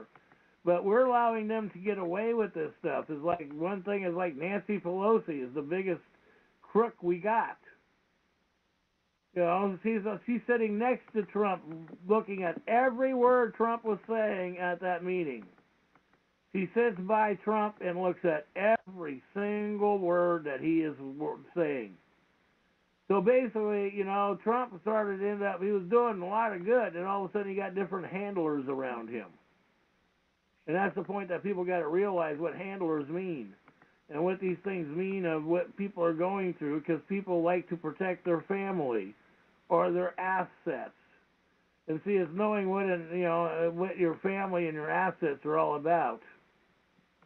And that is the point, that unless you know how to protect them, nobody else is going to do it for you.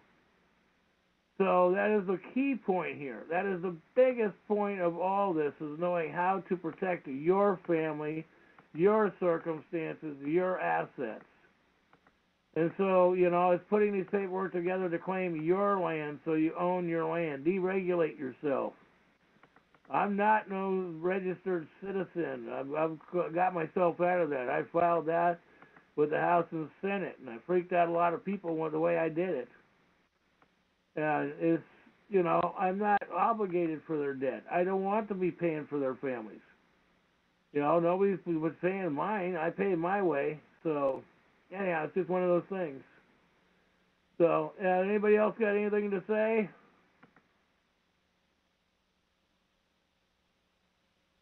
Well, I'll give them. Yeah. On the 14th Amendment, on Section 5, to tidy it up, the Congress shall have power to enforce by appropriate legislation the provisions of this article, the 14th Amendment. So that's where all your legal laws are coming from, why everyone's down here in this lower jurisdiction, small c, 14th Amendment citizen.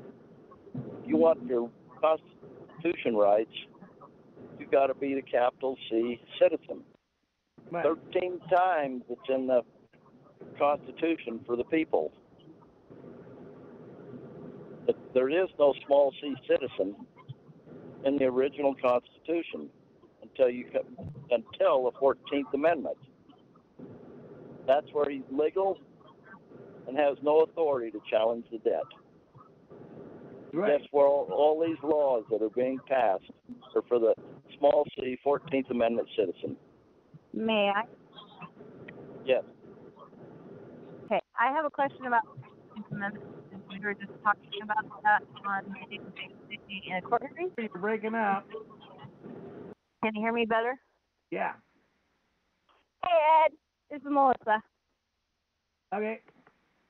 So with the 14th Amendment, right, I'm still trying to figure out how the courts can actually walk over the 14th Amendment right, especially when you point out that they're violating your due process, which is supposed to be afforded to you by law, and how you can actually, in a polite way, the DA told my attorney and told the judge on Tuesday in closing argument that my constitutional rights didn't matter, and it didn't matter whether or not they actually damaged what I consider my property, being my child, and all that mattered of whether or not I had a mental health issue.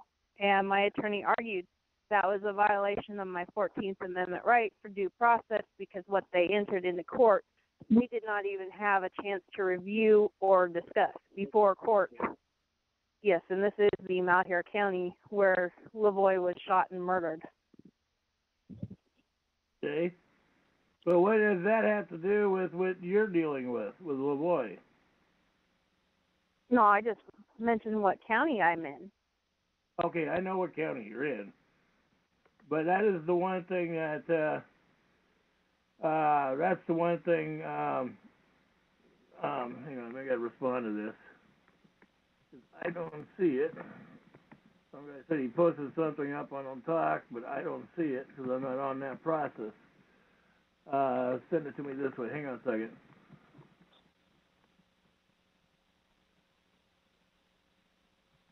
Well, see, the one thing is that, you know, I discussed things with you, and I discussed you about filing yourself out as part of that, getting that stuff on it. That's the one point that I bring these things up, where I bring up to tell people or suggest to people. I don't tell anybody nothing. May I? Yeah, go ahead. You have an attorney. The presumption is, when you hire an attorney or have an attorney, is that you are incompetent. And the next presumption is your attorney made sure that you were a 14th Amendment citizen. You have all these higher constitutional lawful rights and sovereign rights if you're not a 14th Amendment citizen. And so if you have an attorney, it's a difficult question. But you need to get it certified from your representative or your senator, whether you're a sovereign, whether you are a free woman or a slave.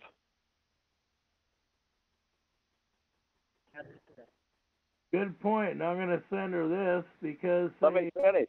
Could I finish? I did help someone. They asked that question, and 2 DHS people lost their jobs, and the child was returned back to the family. I want to know how to do that. I know Ed has been trying to teach me that. And yes, Ed, I know I'm just a dumb woman. And I admit that. But it is a learning curve, and you have a problem because you have an attorney, and he's ineffective. He's ineffective because he didn't win. He's ineffective because he made sure and make you a legal citizen instead of a lawful citizen.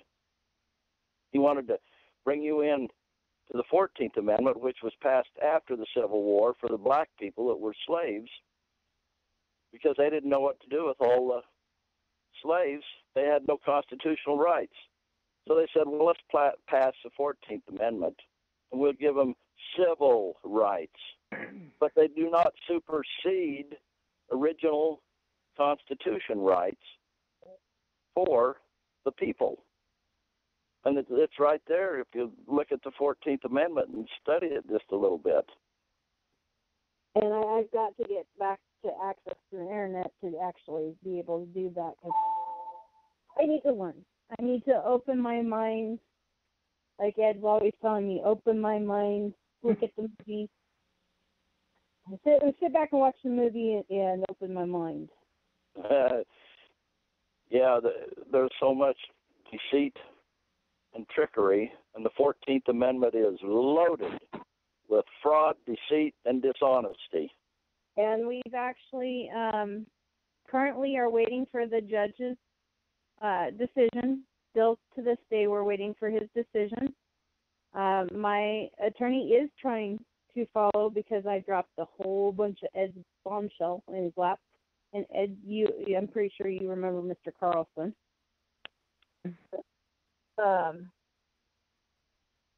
So he is calling the state actors by the exact name. They are state actors. And he actually got them to commit perjury on the stand. And I have 5 social workers in the state of Oregon that I wish to see find new jobs. I think picking up trash would be maybe too kind, in a way. to be very polite and everything. Well, you need to get it certified whether you're a free woman or a slave from your congressman, from your senator, from your representative. Ask them the question. Ask them to certify whether you're a free woman or a slave. They don't want to answer that question, and all of a sudden you may just win your case. Because every now and then they let people slip through the cracks, and DHS people go down the road. So how exactly do I do that? You have to put it in writing, and you'll see your representative or your senator, or you send it to them by certified mail or registered mail, and you ask them the question. And you can do it under numerous laws, everything from a Freedom of Information Act and your state acts for to get the question answered. Ed, you have 3 emails I sent you tonight. Okay. I don't have any mails. I'm not Ed. I'm just a listener here. No, I'm just saying, I'm just bringing it to his attention that I sent him 3 emails tonight. I definitely want to learn how to do that because I have three states I'm dealing with. Idaho did that to me. Washington's currently doing that to me, as well as Oregon's doing that to me. Well, the presumption is you're a legal small c citizen, and therefore you have no lawful constitutional rights. You can't challenge the debts or the system and the employees. That's what I was reading in the 14th Amendment under Section 4, Section 5, because they pass all these rules out here for people that they presume are incompetent. Mm-hmm. That's the presumption. And that, when you walk into court with an attorney, that's the case, that's the presumption. You have an attorney, so you're incompetent. That's why you have an attorney. You can't argue. You can't. It doesn't do much good to argue the 14th Amendment at that point. No, you need to get the documents from higher places to get them certified. Okay. Are you a free woman or a slave? I want to know. If you're a slave, then you're just wasting your time taking on Idaho, Oregon, and what was the other state? Washington. Yeah, the state of Washington. It's, but you can, there's thousands of ways to win these issues if you can figure out the right question to ask. Have they ever certified? What? What documents have you ever got from Oregon, Washington,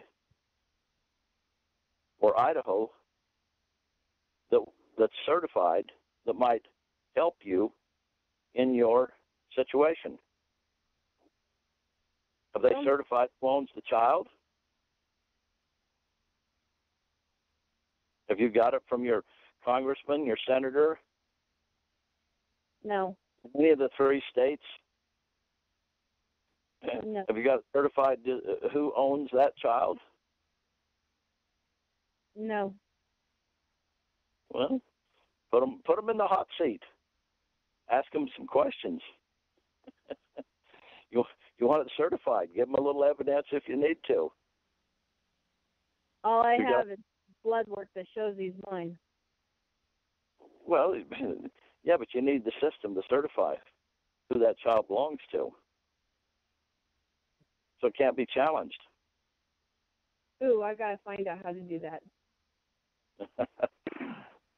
Anyway, I'm saying too much. I'm out. It's all yours, Ed. All right, thank you for your words.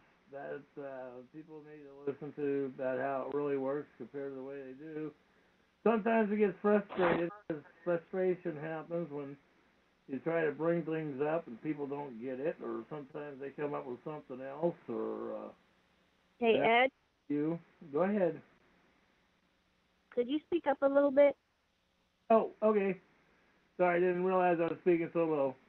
But the one thing that is frustrating when people go through this and they don't realize what's going on around them, and I know I've gone through this with many people trying to explain things to them.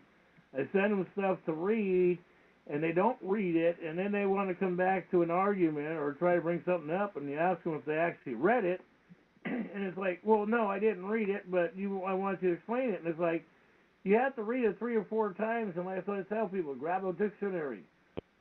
Cross-reference the word, because until you start opening that mind to make the mind work, it ain't going to work. I mean, you have to open your mind to work, and that's the one thing that some people don't get that, and it's frustrating. Because when you don't open your mind to work, you keep it blocked. And I know that the way it is because, when I went to school, they tried to do that to me. They tried to classify me as mentally retarded, and that didn't work. And so they do that because, like ADHD, attention deficit disorder, that's a crocodile. That was created for personal and financial gain for the corporation, because I know that personally myself, because I was one of the original guinea pigs for Cal Merkley and St. Mary's Hospital. And I know it was all BS. I sat there for hours doing blocks and a whole bunch of stuff when I was in the 1970s, 69 through 71. It was all sitting there for attention deficit disorder, and everybody has attention deficit disorder. We all do. And then they're trying to do that for a corporation. It's baloney. To make personal financial gain. It's baloney. So what the fuck is all this shit right here? What the fuck? No. What? It evidently was a caller that did not realize they were unmuted, so they decided to speak in the background. They were going off on something else. Okay, gotcha. Yeah. So those things happen, and when she comes back in, we can unmute her again. She was on something else.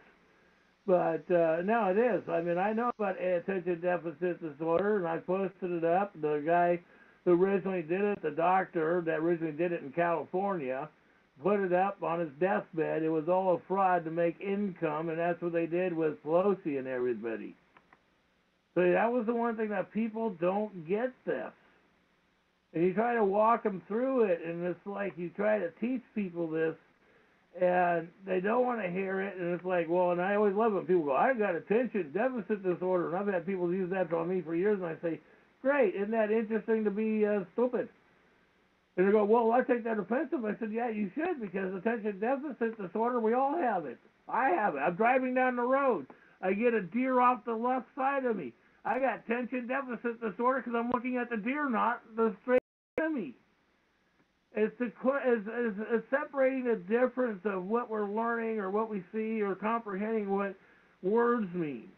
When you're fishing on the river, you get a hit on the fish, and all of a sudden you see something off the left side of you, and you're not focusing to set that hook in that fish's mouth. Well, that's attention deficit disorder. So it's knowing what the words mean. I mean, everybody has attention deficit disorder, but they made it so that way they can put kids on psychological drugs for income. As soon as people realize that this stuff, the system is to generate income off of the QB trust for not giving the lawful Americans, because the birth certificate bonds do not apply to immigration. People will try to tell you it applies to immigration, but it does not. Because they weren't born here. We the people, the British government, the bankers went in debt to us. People say, well, the North and the South went in debt to the banks. The people didn't. The people didn't go out and fight the war. And from the North, most of the North brought their own pitchforks and their own gun and ammunition. That's part of real factual history.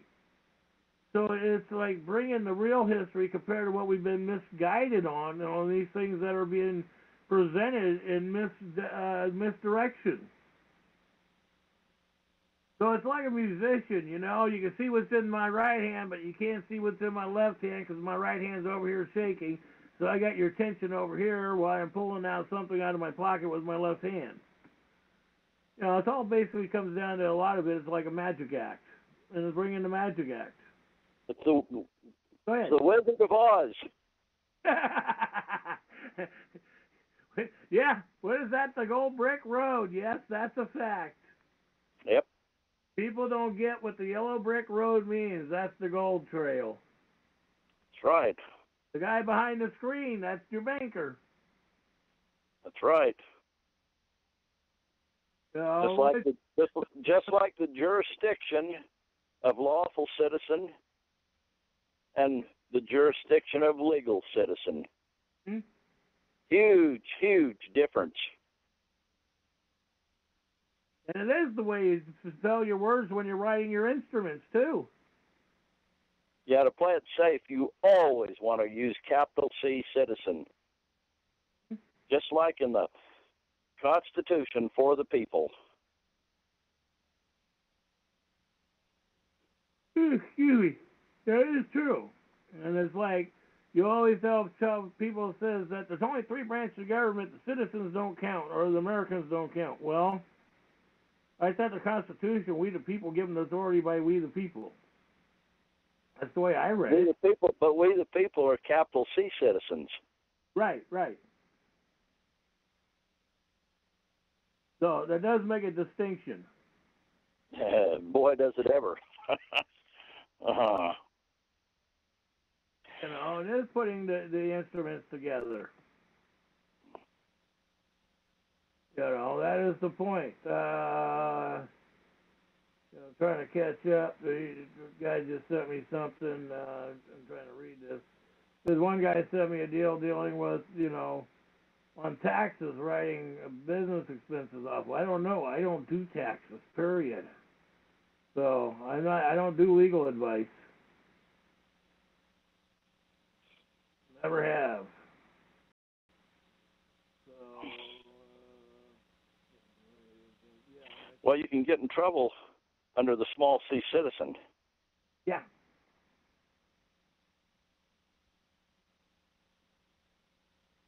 Yeah, I knew what he's trying to bring up the new Constitution. And the new Constitution, that's what he's talking about, the small citizen. That is after the Civil War. That's called the 1871 Vatican Treaty with the British government and their churches. Yep. Send it to them right now. Because I don't believe in the churches. No offense to those who believe in their religion, but that's their religion choice. I don't believe in it. It ain't the churches, it's the pastors, preachers, shepherds, and teachers who won't tell the truth. Well, I agree.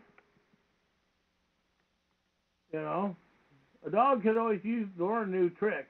This doesn't mean sometimes he takes them a little longer. Mm-hmm. So. Ed. I'm signing off again. Ed.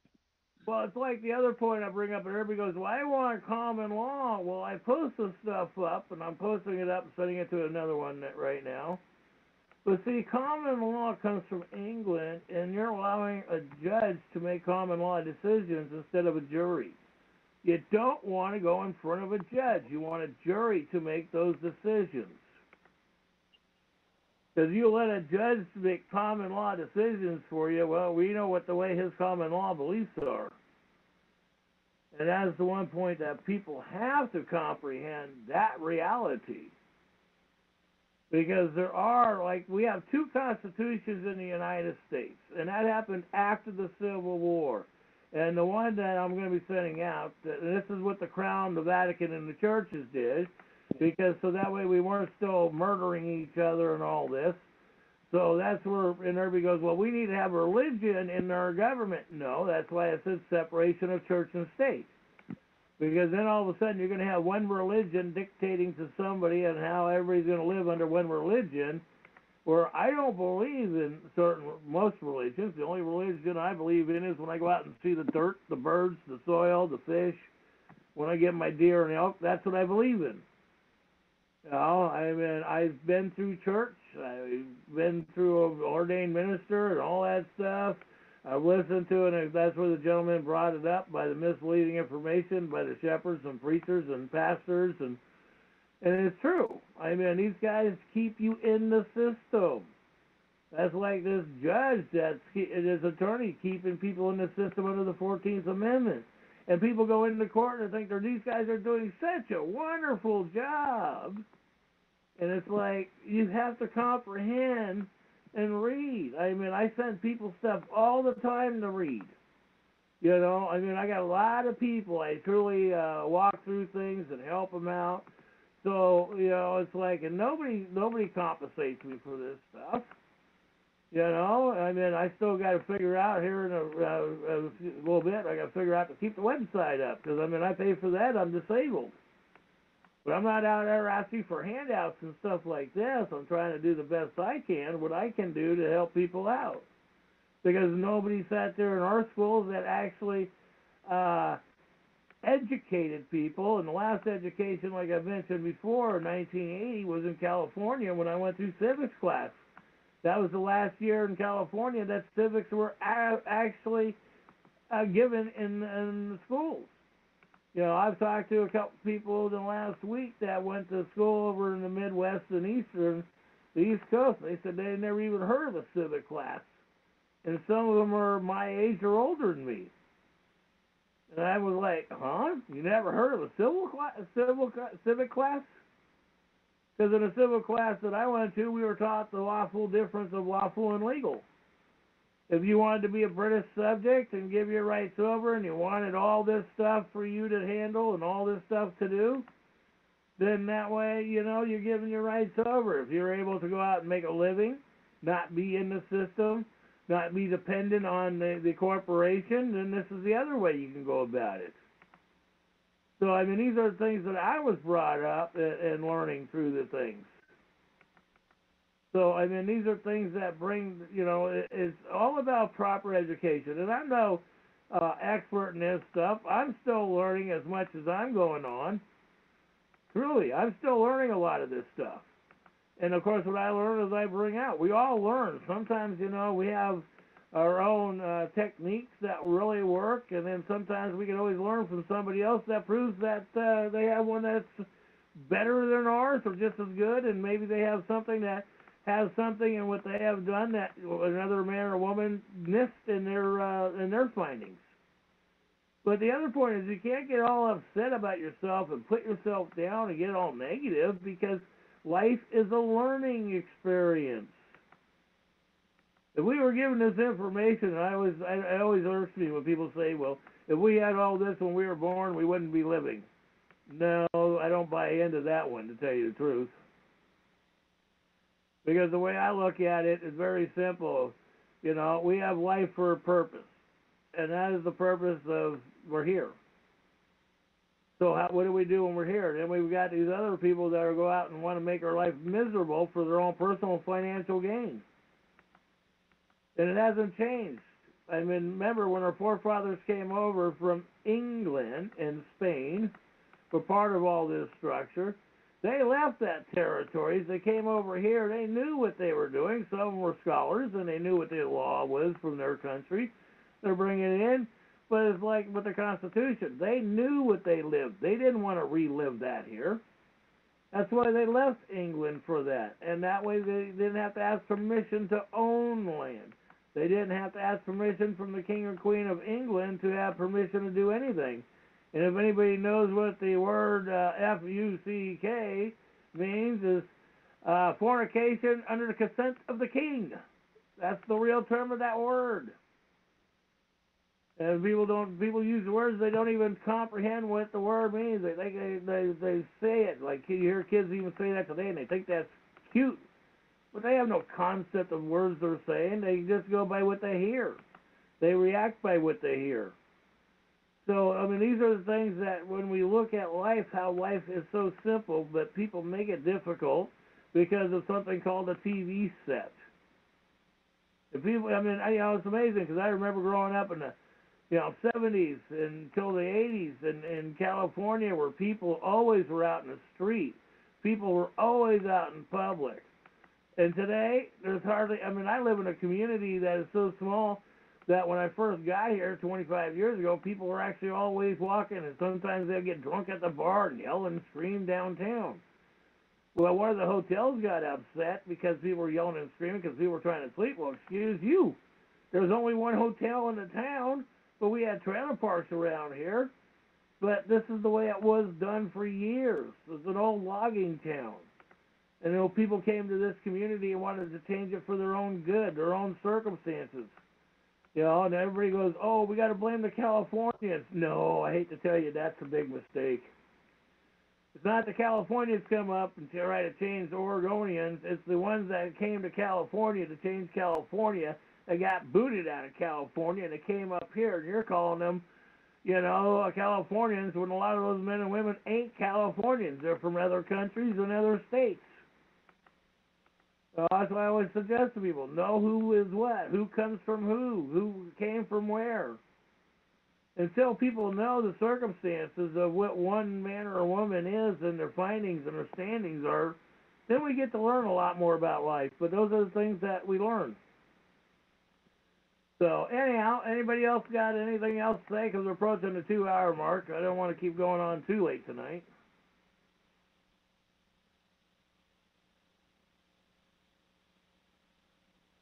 So with that, I'll just call it tonight. We appreciate the knowledge that's been shared around tonight.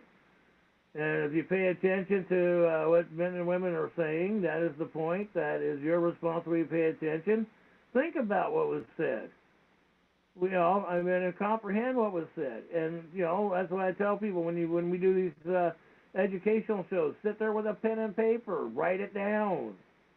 If you have to go back and listen to the show again, listen to the show so you comprehend it. The one gentleman brought up an excellent point.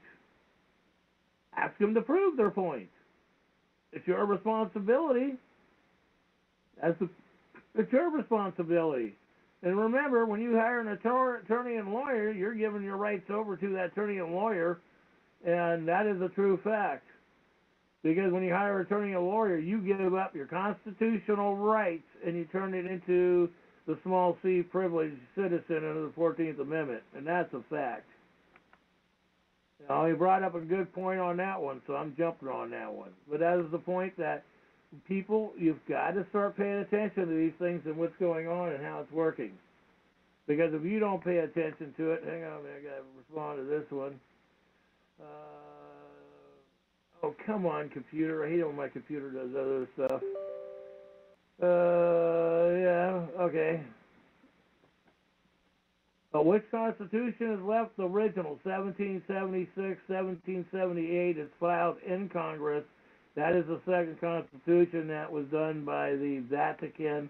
When the Vatican, that's why there's two Constitutions in the congressional records. One is the Vatican of England, of the Bible. The other one is the original Constitution that the forefathers put. So that's where the gentleman is bringing up the capital C. So that is the point that you have to realize what the capital C and the small c are all about. And because the 14th Amendment made corporations members of it, and they didn't start enforcing that until after FDR put in Executive Order 2040 when they did the Bankruptcy Act. And that's when they started doing birth certificates in 1890. Some of the cities started doing birth certificates, but birth certificates didn't really come a reality until 1940. So a lot of this stuff didn't come into existence until after 1937, when it really comes down to it. And also, too, 1937, and I do produce that court case, and it's in the letter I put out, that the Social Security Act that was passed by FDR went to court because they tried to take it over like William Jefferson Clinton did. And the federal government, the Supreme Court says, no, it is Constitution and has to go by its original contract. So that's what I say. You got to read the original contracts of these things and don't interpret. Because when you interpret, you lose the meanings. That is the saddest part. So I'll say it one more time. Anybody got something else they'd like to throw in? Yeah, you guys reading me? Am I on? Yeah, we can hear you. Okay, I wasn't sure. I forgot I was unmuted earlier, and my little one smeared crackers, a bag of cracker crumbs all over the living room. I was like, oh, God. Talk a little closer to the phone, please. Yeah, sorry. But I just wanted to raise people's attention about a gentleman named Richard McDonald. I'm not sure if you're familiar with him. There are some YouTubes that he has put up in regard to a lot of the information that you have been talking about tonight. And, yeah, if you want to give that a look, you know. Well, if you wouldn't mind sending some of that over, I'll make sure that we get links put up on that for him. Yeah, that poor old guy, though. I tell you, his information, both his address and his landline phone number, are public information. And I've actually been able to reach him. And poor old guy, you know, I probably reached out to talk to him about maybe 3 months ago, and he had a terrible back injury. But he would have people over his house discussing in just the very same way that you have tonight on your internet radio show. And got to give him kudos for that. But a lot of that information is on YouTube. So, again, his name is Richard McDonald. Okay. And, yeah, he's brilliant. But he, you know, a lot of the laws you're talking about, he said that the government, both state and federal, have everyone confused right down the line.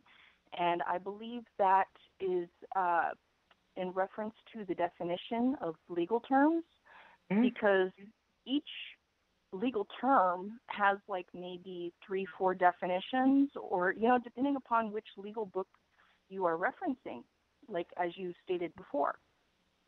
And actually each law, code, or statute has a separate pamphlet of legal definitions in reference to whatever legislation, code, or statute they're in reference to. And getting your hands on that, I think, would be very beneficial. Right. No, that's a valid point. That's one thing people don't comprehend, what the difference of things are, or especially a jurisdiction when you go into court, because there's total 7 jurisdictions, because you can't forget probate, too. And so it's knowing when you go into court which court they're trying to drag you into and what they're trying to bring you into. And right. most people don't realize that. Why would you go there? Exactly. What kind of court is this? Go ahead, guy. The first thing you want to establish is the jurisdiction. That's the very first thing.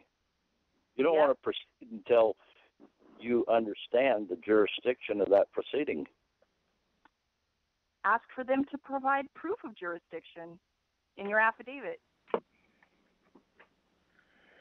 And what flag you're going under. Yep. That's right. Flag denotes the jurisdiction of the court. Mm-hmm. Is it a maritime flag? Yes, it's an admiralty maritime jurisdiction. Yeah, not the civil flag of peacetime, right? Is that correct? You're going into a legal system with that flag instead of a lawful system. Yes. But that legal system is back to the 14th Amendment. You know, I just want to share this one real quick because I'm kind of like a horse chomping at the bit. One that I like to use when challenging a ticket or citation, when I include the legal definition portion, you know, the legal definition document in my affidavit, you know, so you define all the words. You're taking the bull by the horns and you're saying these are the definitions. But I also like to state that I don't speak legalese. I speak modern English.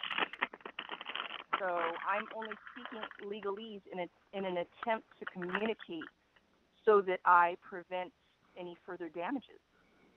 But the definition of legalese in Black's Law Dictionary, 10th edition, it states, 1974, the peculiar language of lawyers, especially the speech and writing of lawyers at their communicative worst.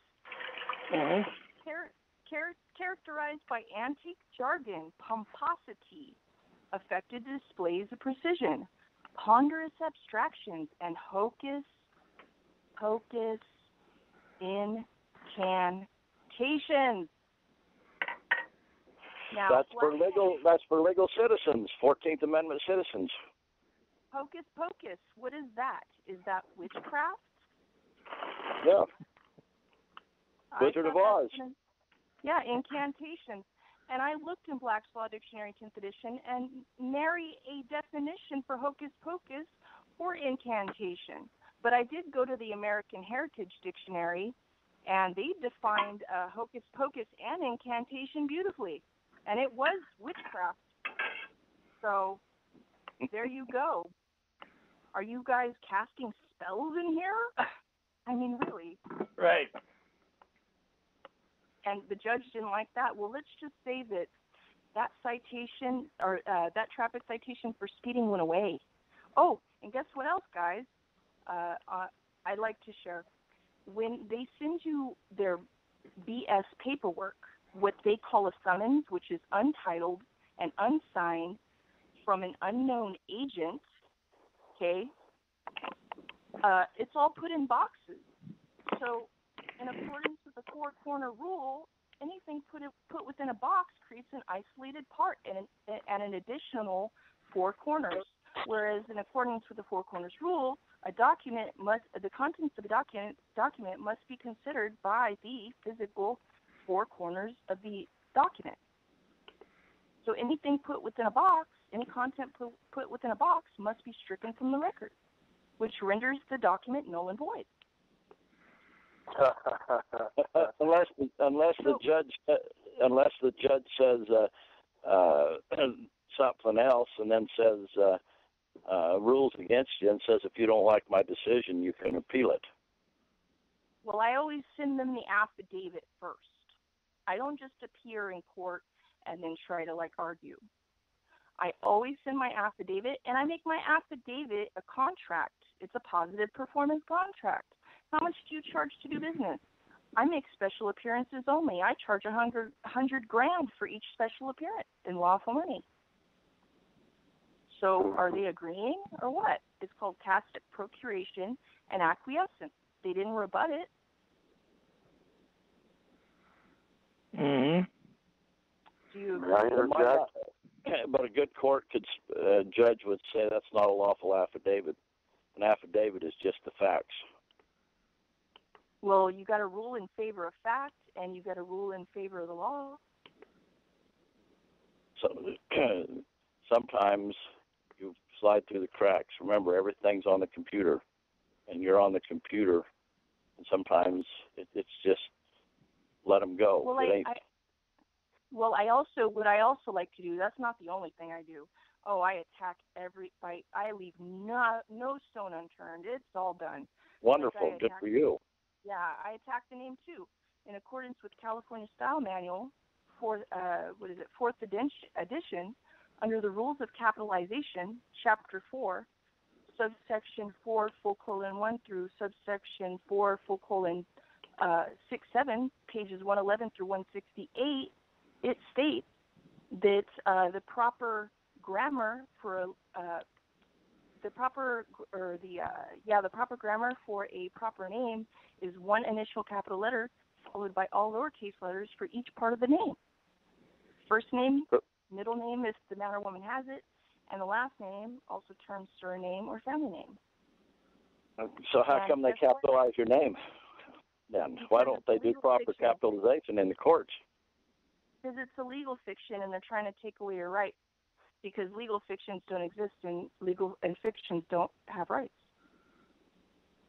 You got it right. It's legal under the 14th Amendment. Yep, and the Sestakes and the Sestakes Trust. So that's the trust. Created under the 14th Amendment, Section 5. Yeah, Mm-hmm. I've fought with the passport agency, but you know what? Another thing, people trying to get their passports and, like you said, providing the social. I don't say my social. I don't have a social. because the all capital letter name has a social, not I, and I am not the all capital letter name, so I do not have a social. Mm-hmm. But that's what you say. Now, you need that from the Attorney General, the highest law enforcement officer in the state or of the United States. You need them to say that. To get a recognition. You know, I also want to say something as well. To get state recognition that the all capital letter name is a fiction, that's like near impossible in California state. They are pure corruption. I actually disproved and discredited them via my affidavit, and they just were like, oh, well, we have a reasonably believe that your registration will be used for illegal activity. And I'm like, oh, yeah, we'll provide evidence-based proof of fact to substantiate your claim. And they never could, and they never did. And an unrebutted affidavit stands as truth. You must rebut an affidavit point for point with evidence-based proof of fact, proving to the contrary in order to provide a viable rebuttal. So that would be like a writ of mandamus, I guess, to compel a... No, affidavit. I've had judges raise heck whenever in situations where I prove what an affidavit must be. An affidavit is just to be the facts, first-hand knowledge, witness, facts. Yeah, I always provide all the facts. Okay, so that's what an affidavit is, and then it must be tidied up right with the proper heading. Yes, I destroy. I win. But another thing I wanted to contribute was actually in Florida, I believe it's $33 or something along those lines to register the all capital letter name. You can actually register 6 at a time for like $33.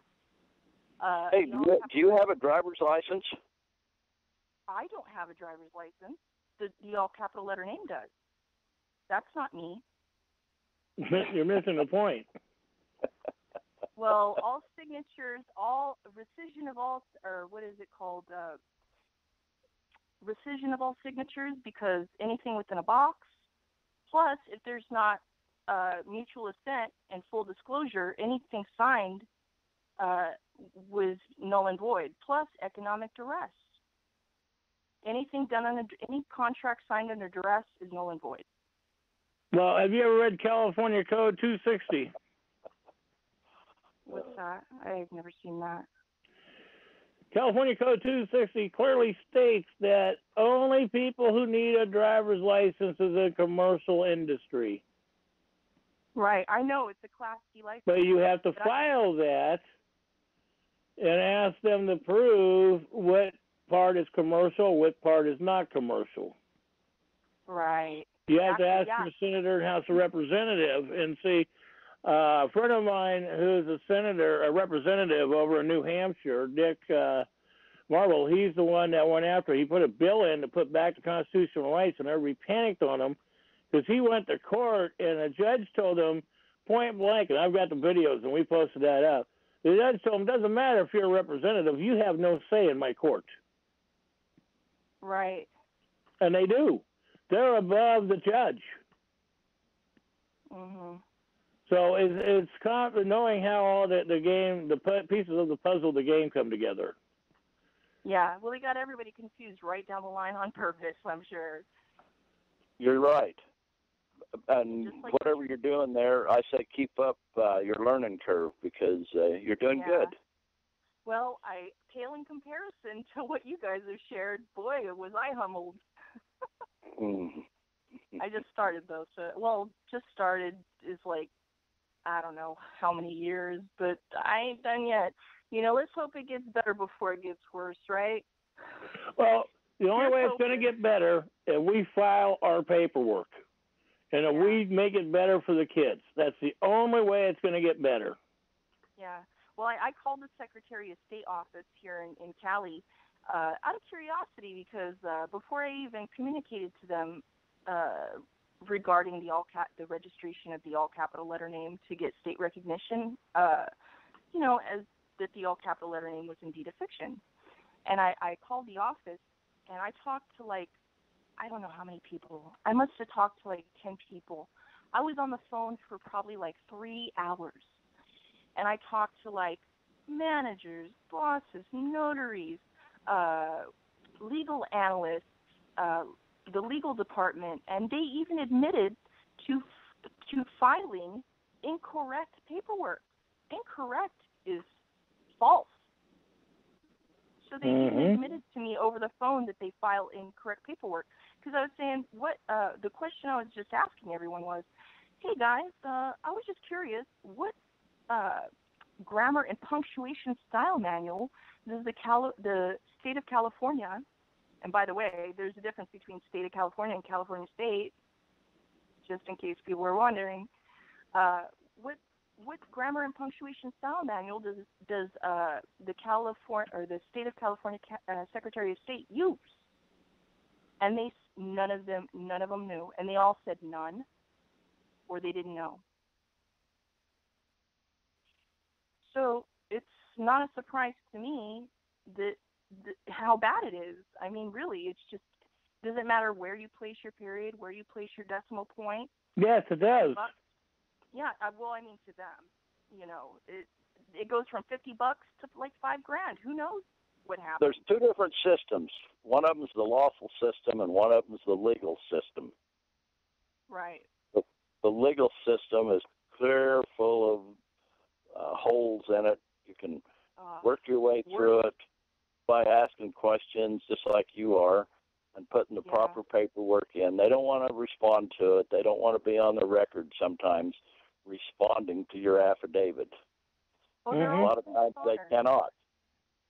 Yeah, so, exactly. So it's like, let's let the small C 14th Amendment citizen win this one. Yeah. Go on onward to someone else. But after all, they win most of the cases. They don't lose that many. And most people will pay the $100 or $200 fine rather than go to court. Right, because it's scary as hell. Everybody's got a gun. Well, it's like not everybody has a gun. I don't have a gun, you know, but just the enforcers. Well, you don't use their word. Gun is a British term. Arms is Constitution word. Really? I did not know that. Oh, yes. And the other point is, I was up there at the Oregon Capitol with the former Supreme Court Judge Carson, and I brought that up to him dealing with the criminal activities, and he's like, hey, Ed, we bring in $9 billion a year. We pay out $1 billion. What are you going to do? Yeah, like drive and travel. Right. It's knowing the correct words, and especially when you get pulled over by a public servant, knowing how to talk to them, so you're not being rude and disrespectful. It's like, hey, can I see your police code handbook? And when you ask for that, they have to, by law, give you that. Or they shoot you because they have an 80 IQ or lower. Well, that's, we know that that's happened with a lot of these, what's going on. But it's like the way you got to realize that some of these guys who, it's hard to say, people react in different ways. Yes, and that's why I take the most caution. That's why I remain in honor with a conditional acceptance. Under duress, no contract. Mm-hmm. When you sign, and they got a little electronic pad now here in California, and the box is literally like a half-inch wide and like probably an inch and a half long. So you got to have a steady hand and legible handwriting. Under duress, no contract. You know, and plus it's put into a box, the four corners rule. You know, if they don't abide by the legal style, you know, California Style Manual on page IV, which I believe is like, it's page IV. It's not 4, but, you know, I guess in Roman numerals it's 4, but it's page IV because there's another page 4 further down in the California Style Manual 4th edition.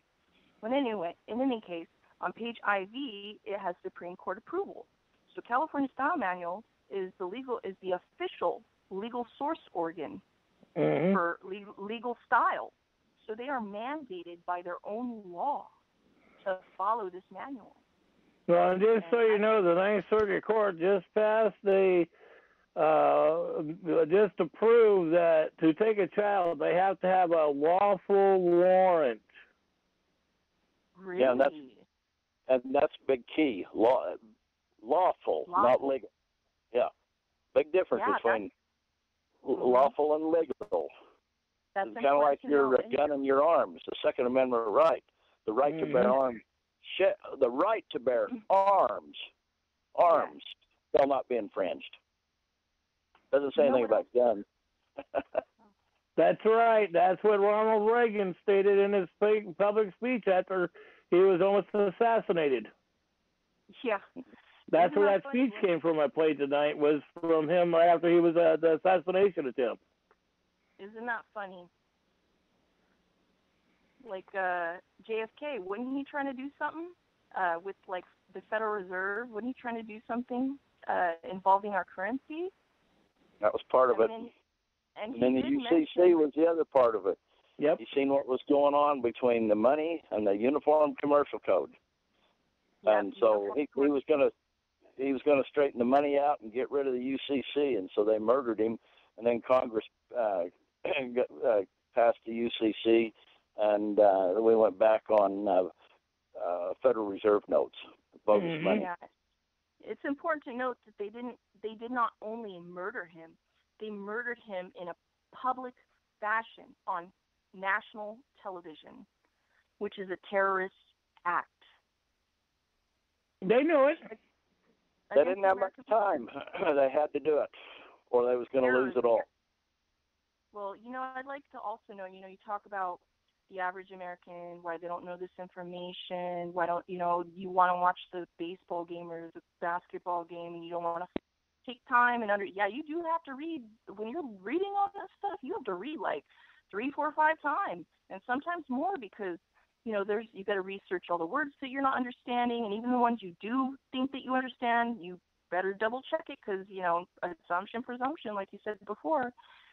And but I'd like to state about the fluoride in the tap water. If anybody is aware of that, they know that fluoride is regulated by the FDA and is considered a drug. So people That's rat poison. Fluoride is rat poison. Yeah, I've heard that. It's in rat poison. It's not a hearsay. It's on. Look at the box in the grocery store when you buy rat poison. Fluoride is fluoride. It's rat poison. Yeah. Oh, they put some nasty stuff in cereals, like General Mills. I was watching a YouTube. I forget what the abbreviation for the chemical is. I believe it was like TLR or something. TSP. Trisodium phosphate. Yeah, isn't it used by painters to clean walls? What the hell? It's also used in blood pressure medicine. Yeah, we're feeding the children with this crap. Well, how are you going to dumb them down? Remember, you want if you want good slaves, you got to keep them dumb and ignorant. Docile. Yeah, I heard that Nazi Germany put fluoride in the tap water of the concentration, or the water system of the concentration camps. True. Chlorine and fluoride. Well, that is true. I've eliminated the fluoride from my drinking water. I actually buy my own water now and make sure that it's fluoride free. But, I haven't put a fluoride filtration system on my house tap water. So I still take a shower in it, and the occasional bath due to stress, right. Economic stress. No, just kidding.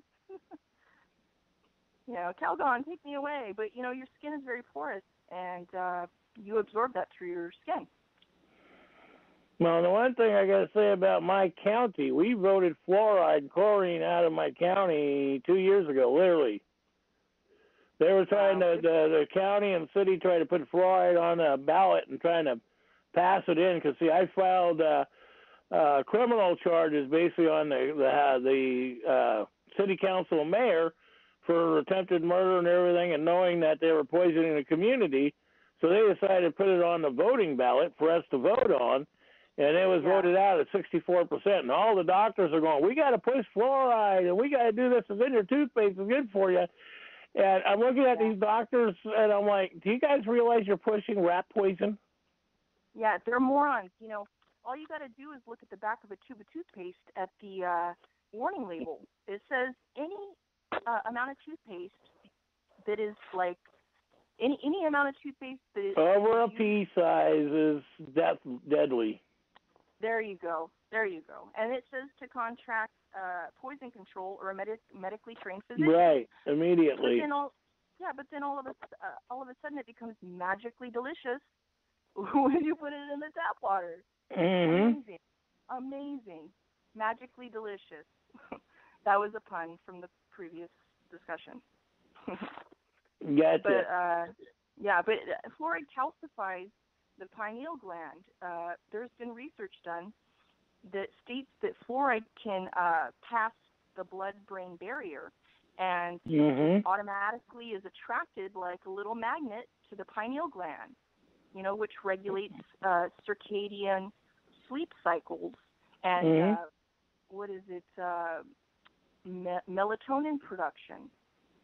And the ancients actually referred to the pineal gland as the seat of the soul.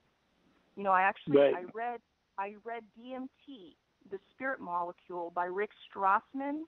It was the only federally funded research into dimethyltryptamine, which is DMT, and it's currently, I believe, one of the most potent and illegal hallucinogenics known to man. But it's found in everything. And you actually release this substance right after you're born, during REM sleep, every night, and right before you die. And this gentleman, Rick Strassman, that did the federally funded clinical trials in a hospital setting for dimethyltryptamine, gave it to his volunteers, aka patients, via intravenous. And he said that they had another reality superimposed over their immediate environment. Gotcha. So, hey, not to cut you off, we're going to end the show because I got people that have to do stuff. We'll have we could be on the line afterwards because we could talk afterwards. But I got to. Well, I just want to. Can I wrap it up real quick? I'm sorry, I went on a diatribe. But I just Go want ahead. to say that is the reason why the elites want to poison your pineal gland, is because that is the imagination in your mind. That is what allows you to think outside the box. Mm-hmm. Well, some people were brought up that way, some were not too. It depends on the way if you were brought in front of a TV set or not. Anyway, keep up the good research. Yeah. Yeah, I research a lot. Good for you. So. Yeah, good for you guys too. You guys are awesome. I can't believe all the stuff that I'm learning and how eloquently you execute your knowledge. Mm-hmm. So, anyhow, we're getting down to the bottom of the hour. We've been on for 2.5 hours. We're going to call it a night.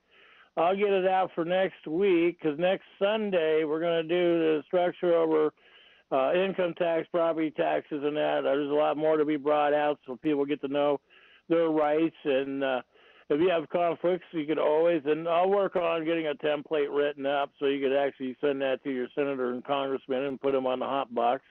Let them admit to it, because you could always, we'll put into the structure the exhibit from congressional record. Let the congressional record speak for itself. And that's the one thing that I do advise people or suggest people, and I don't like to tell or advise people because I'm not liable for your actions. I'm not liable for your decisions. But the bottom part becomes with that point is that we let their own words speak. And in that way, we want their words to speak back to us with the evidence and proof. Because when they speak back to us with the evidence and proof, that cannot be challenged. So, and remember, main point is I talk to a lot of people and everybody goes, what about this person, that person? And I keep telling them, quit using the word person. It's woman or man. And if you're not lawful in this country, you have privileges. Doesn't matter if you were born on this. There is no such structure in Immigration Act, even going back to 1774 of the Immigration Act says, I was born here, I had a right. No, that's what the democracy, and remember, democracy is the British government. They are not American. They're a corporation that raped, robbed, and pillage. And then with Nancy Pelosi, who's running the main thing, her husband ended up with a $1 billion railroad system in California. So tell me how that worked. I know how it worked. I know it's the one thing about politics, it makes interesting bedfellows. Yeah. So with that, I'm going to say good night. May the Great Spirit walk with you. May Mother bless you, and may the Creator definitely look over you.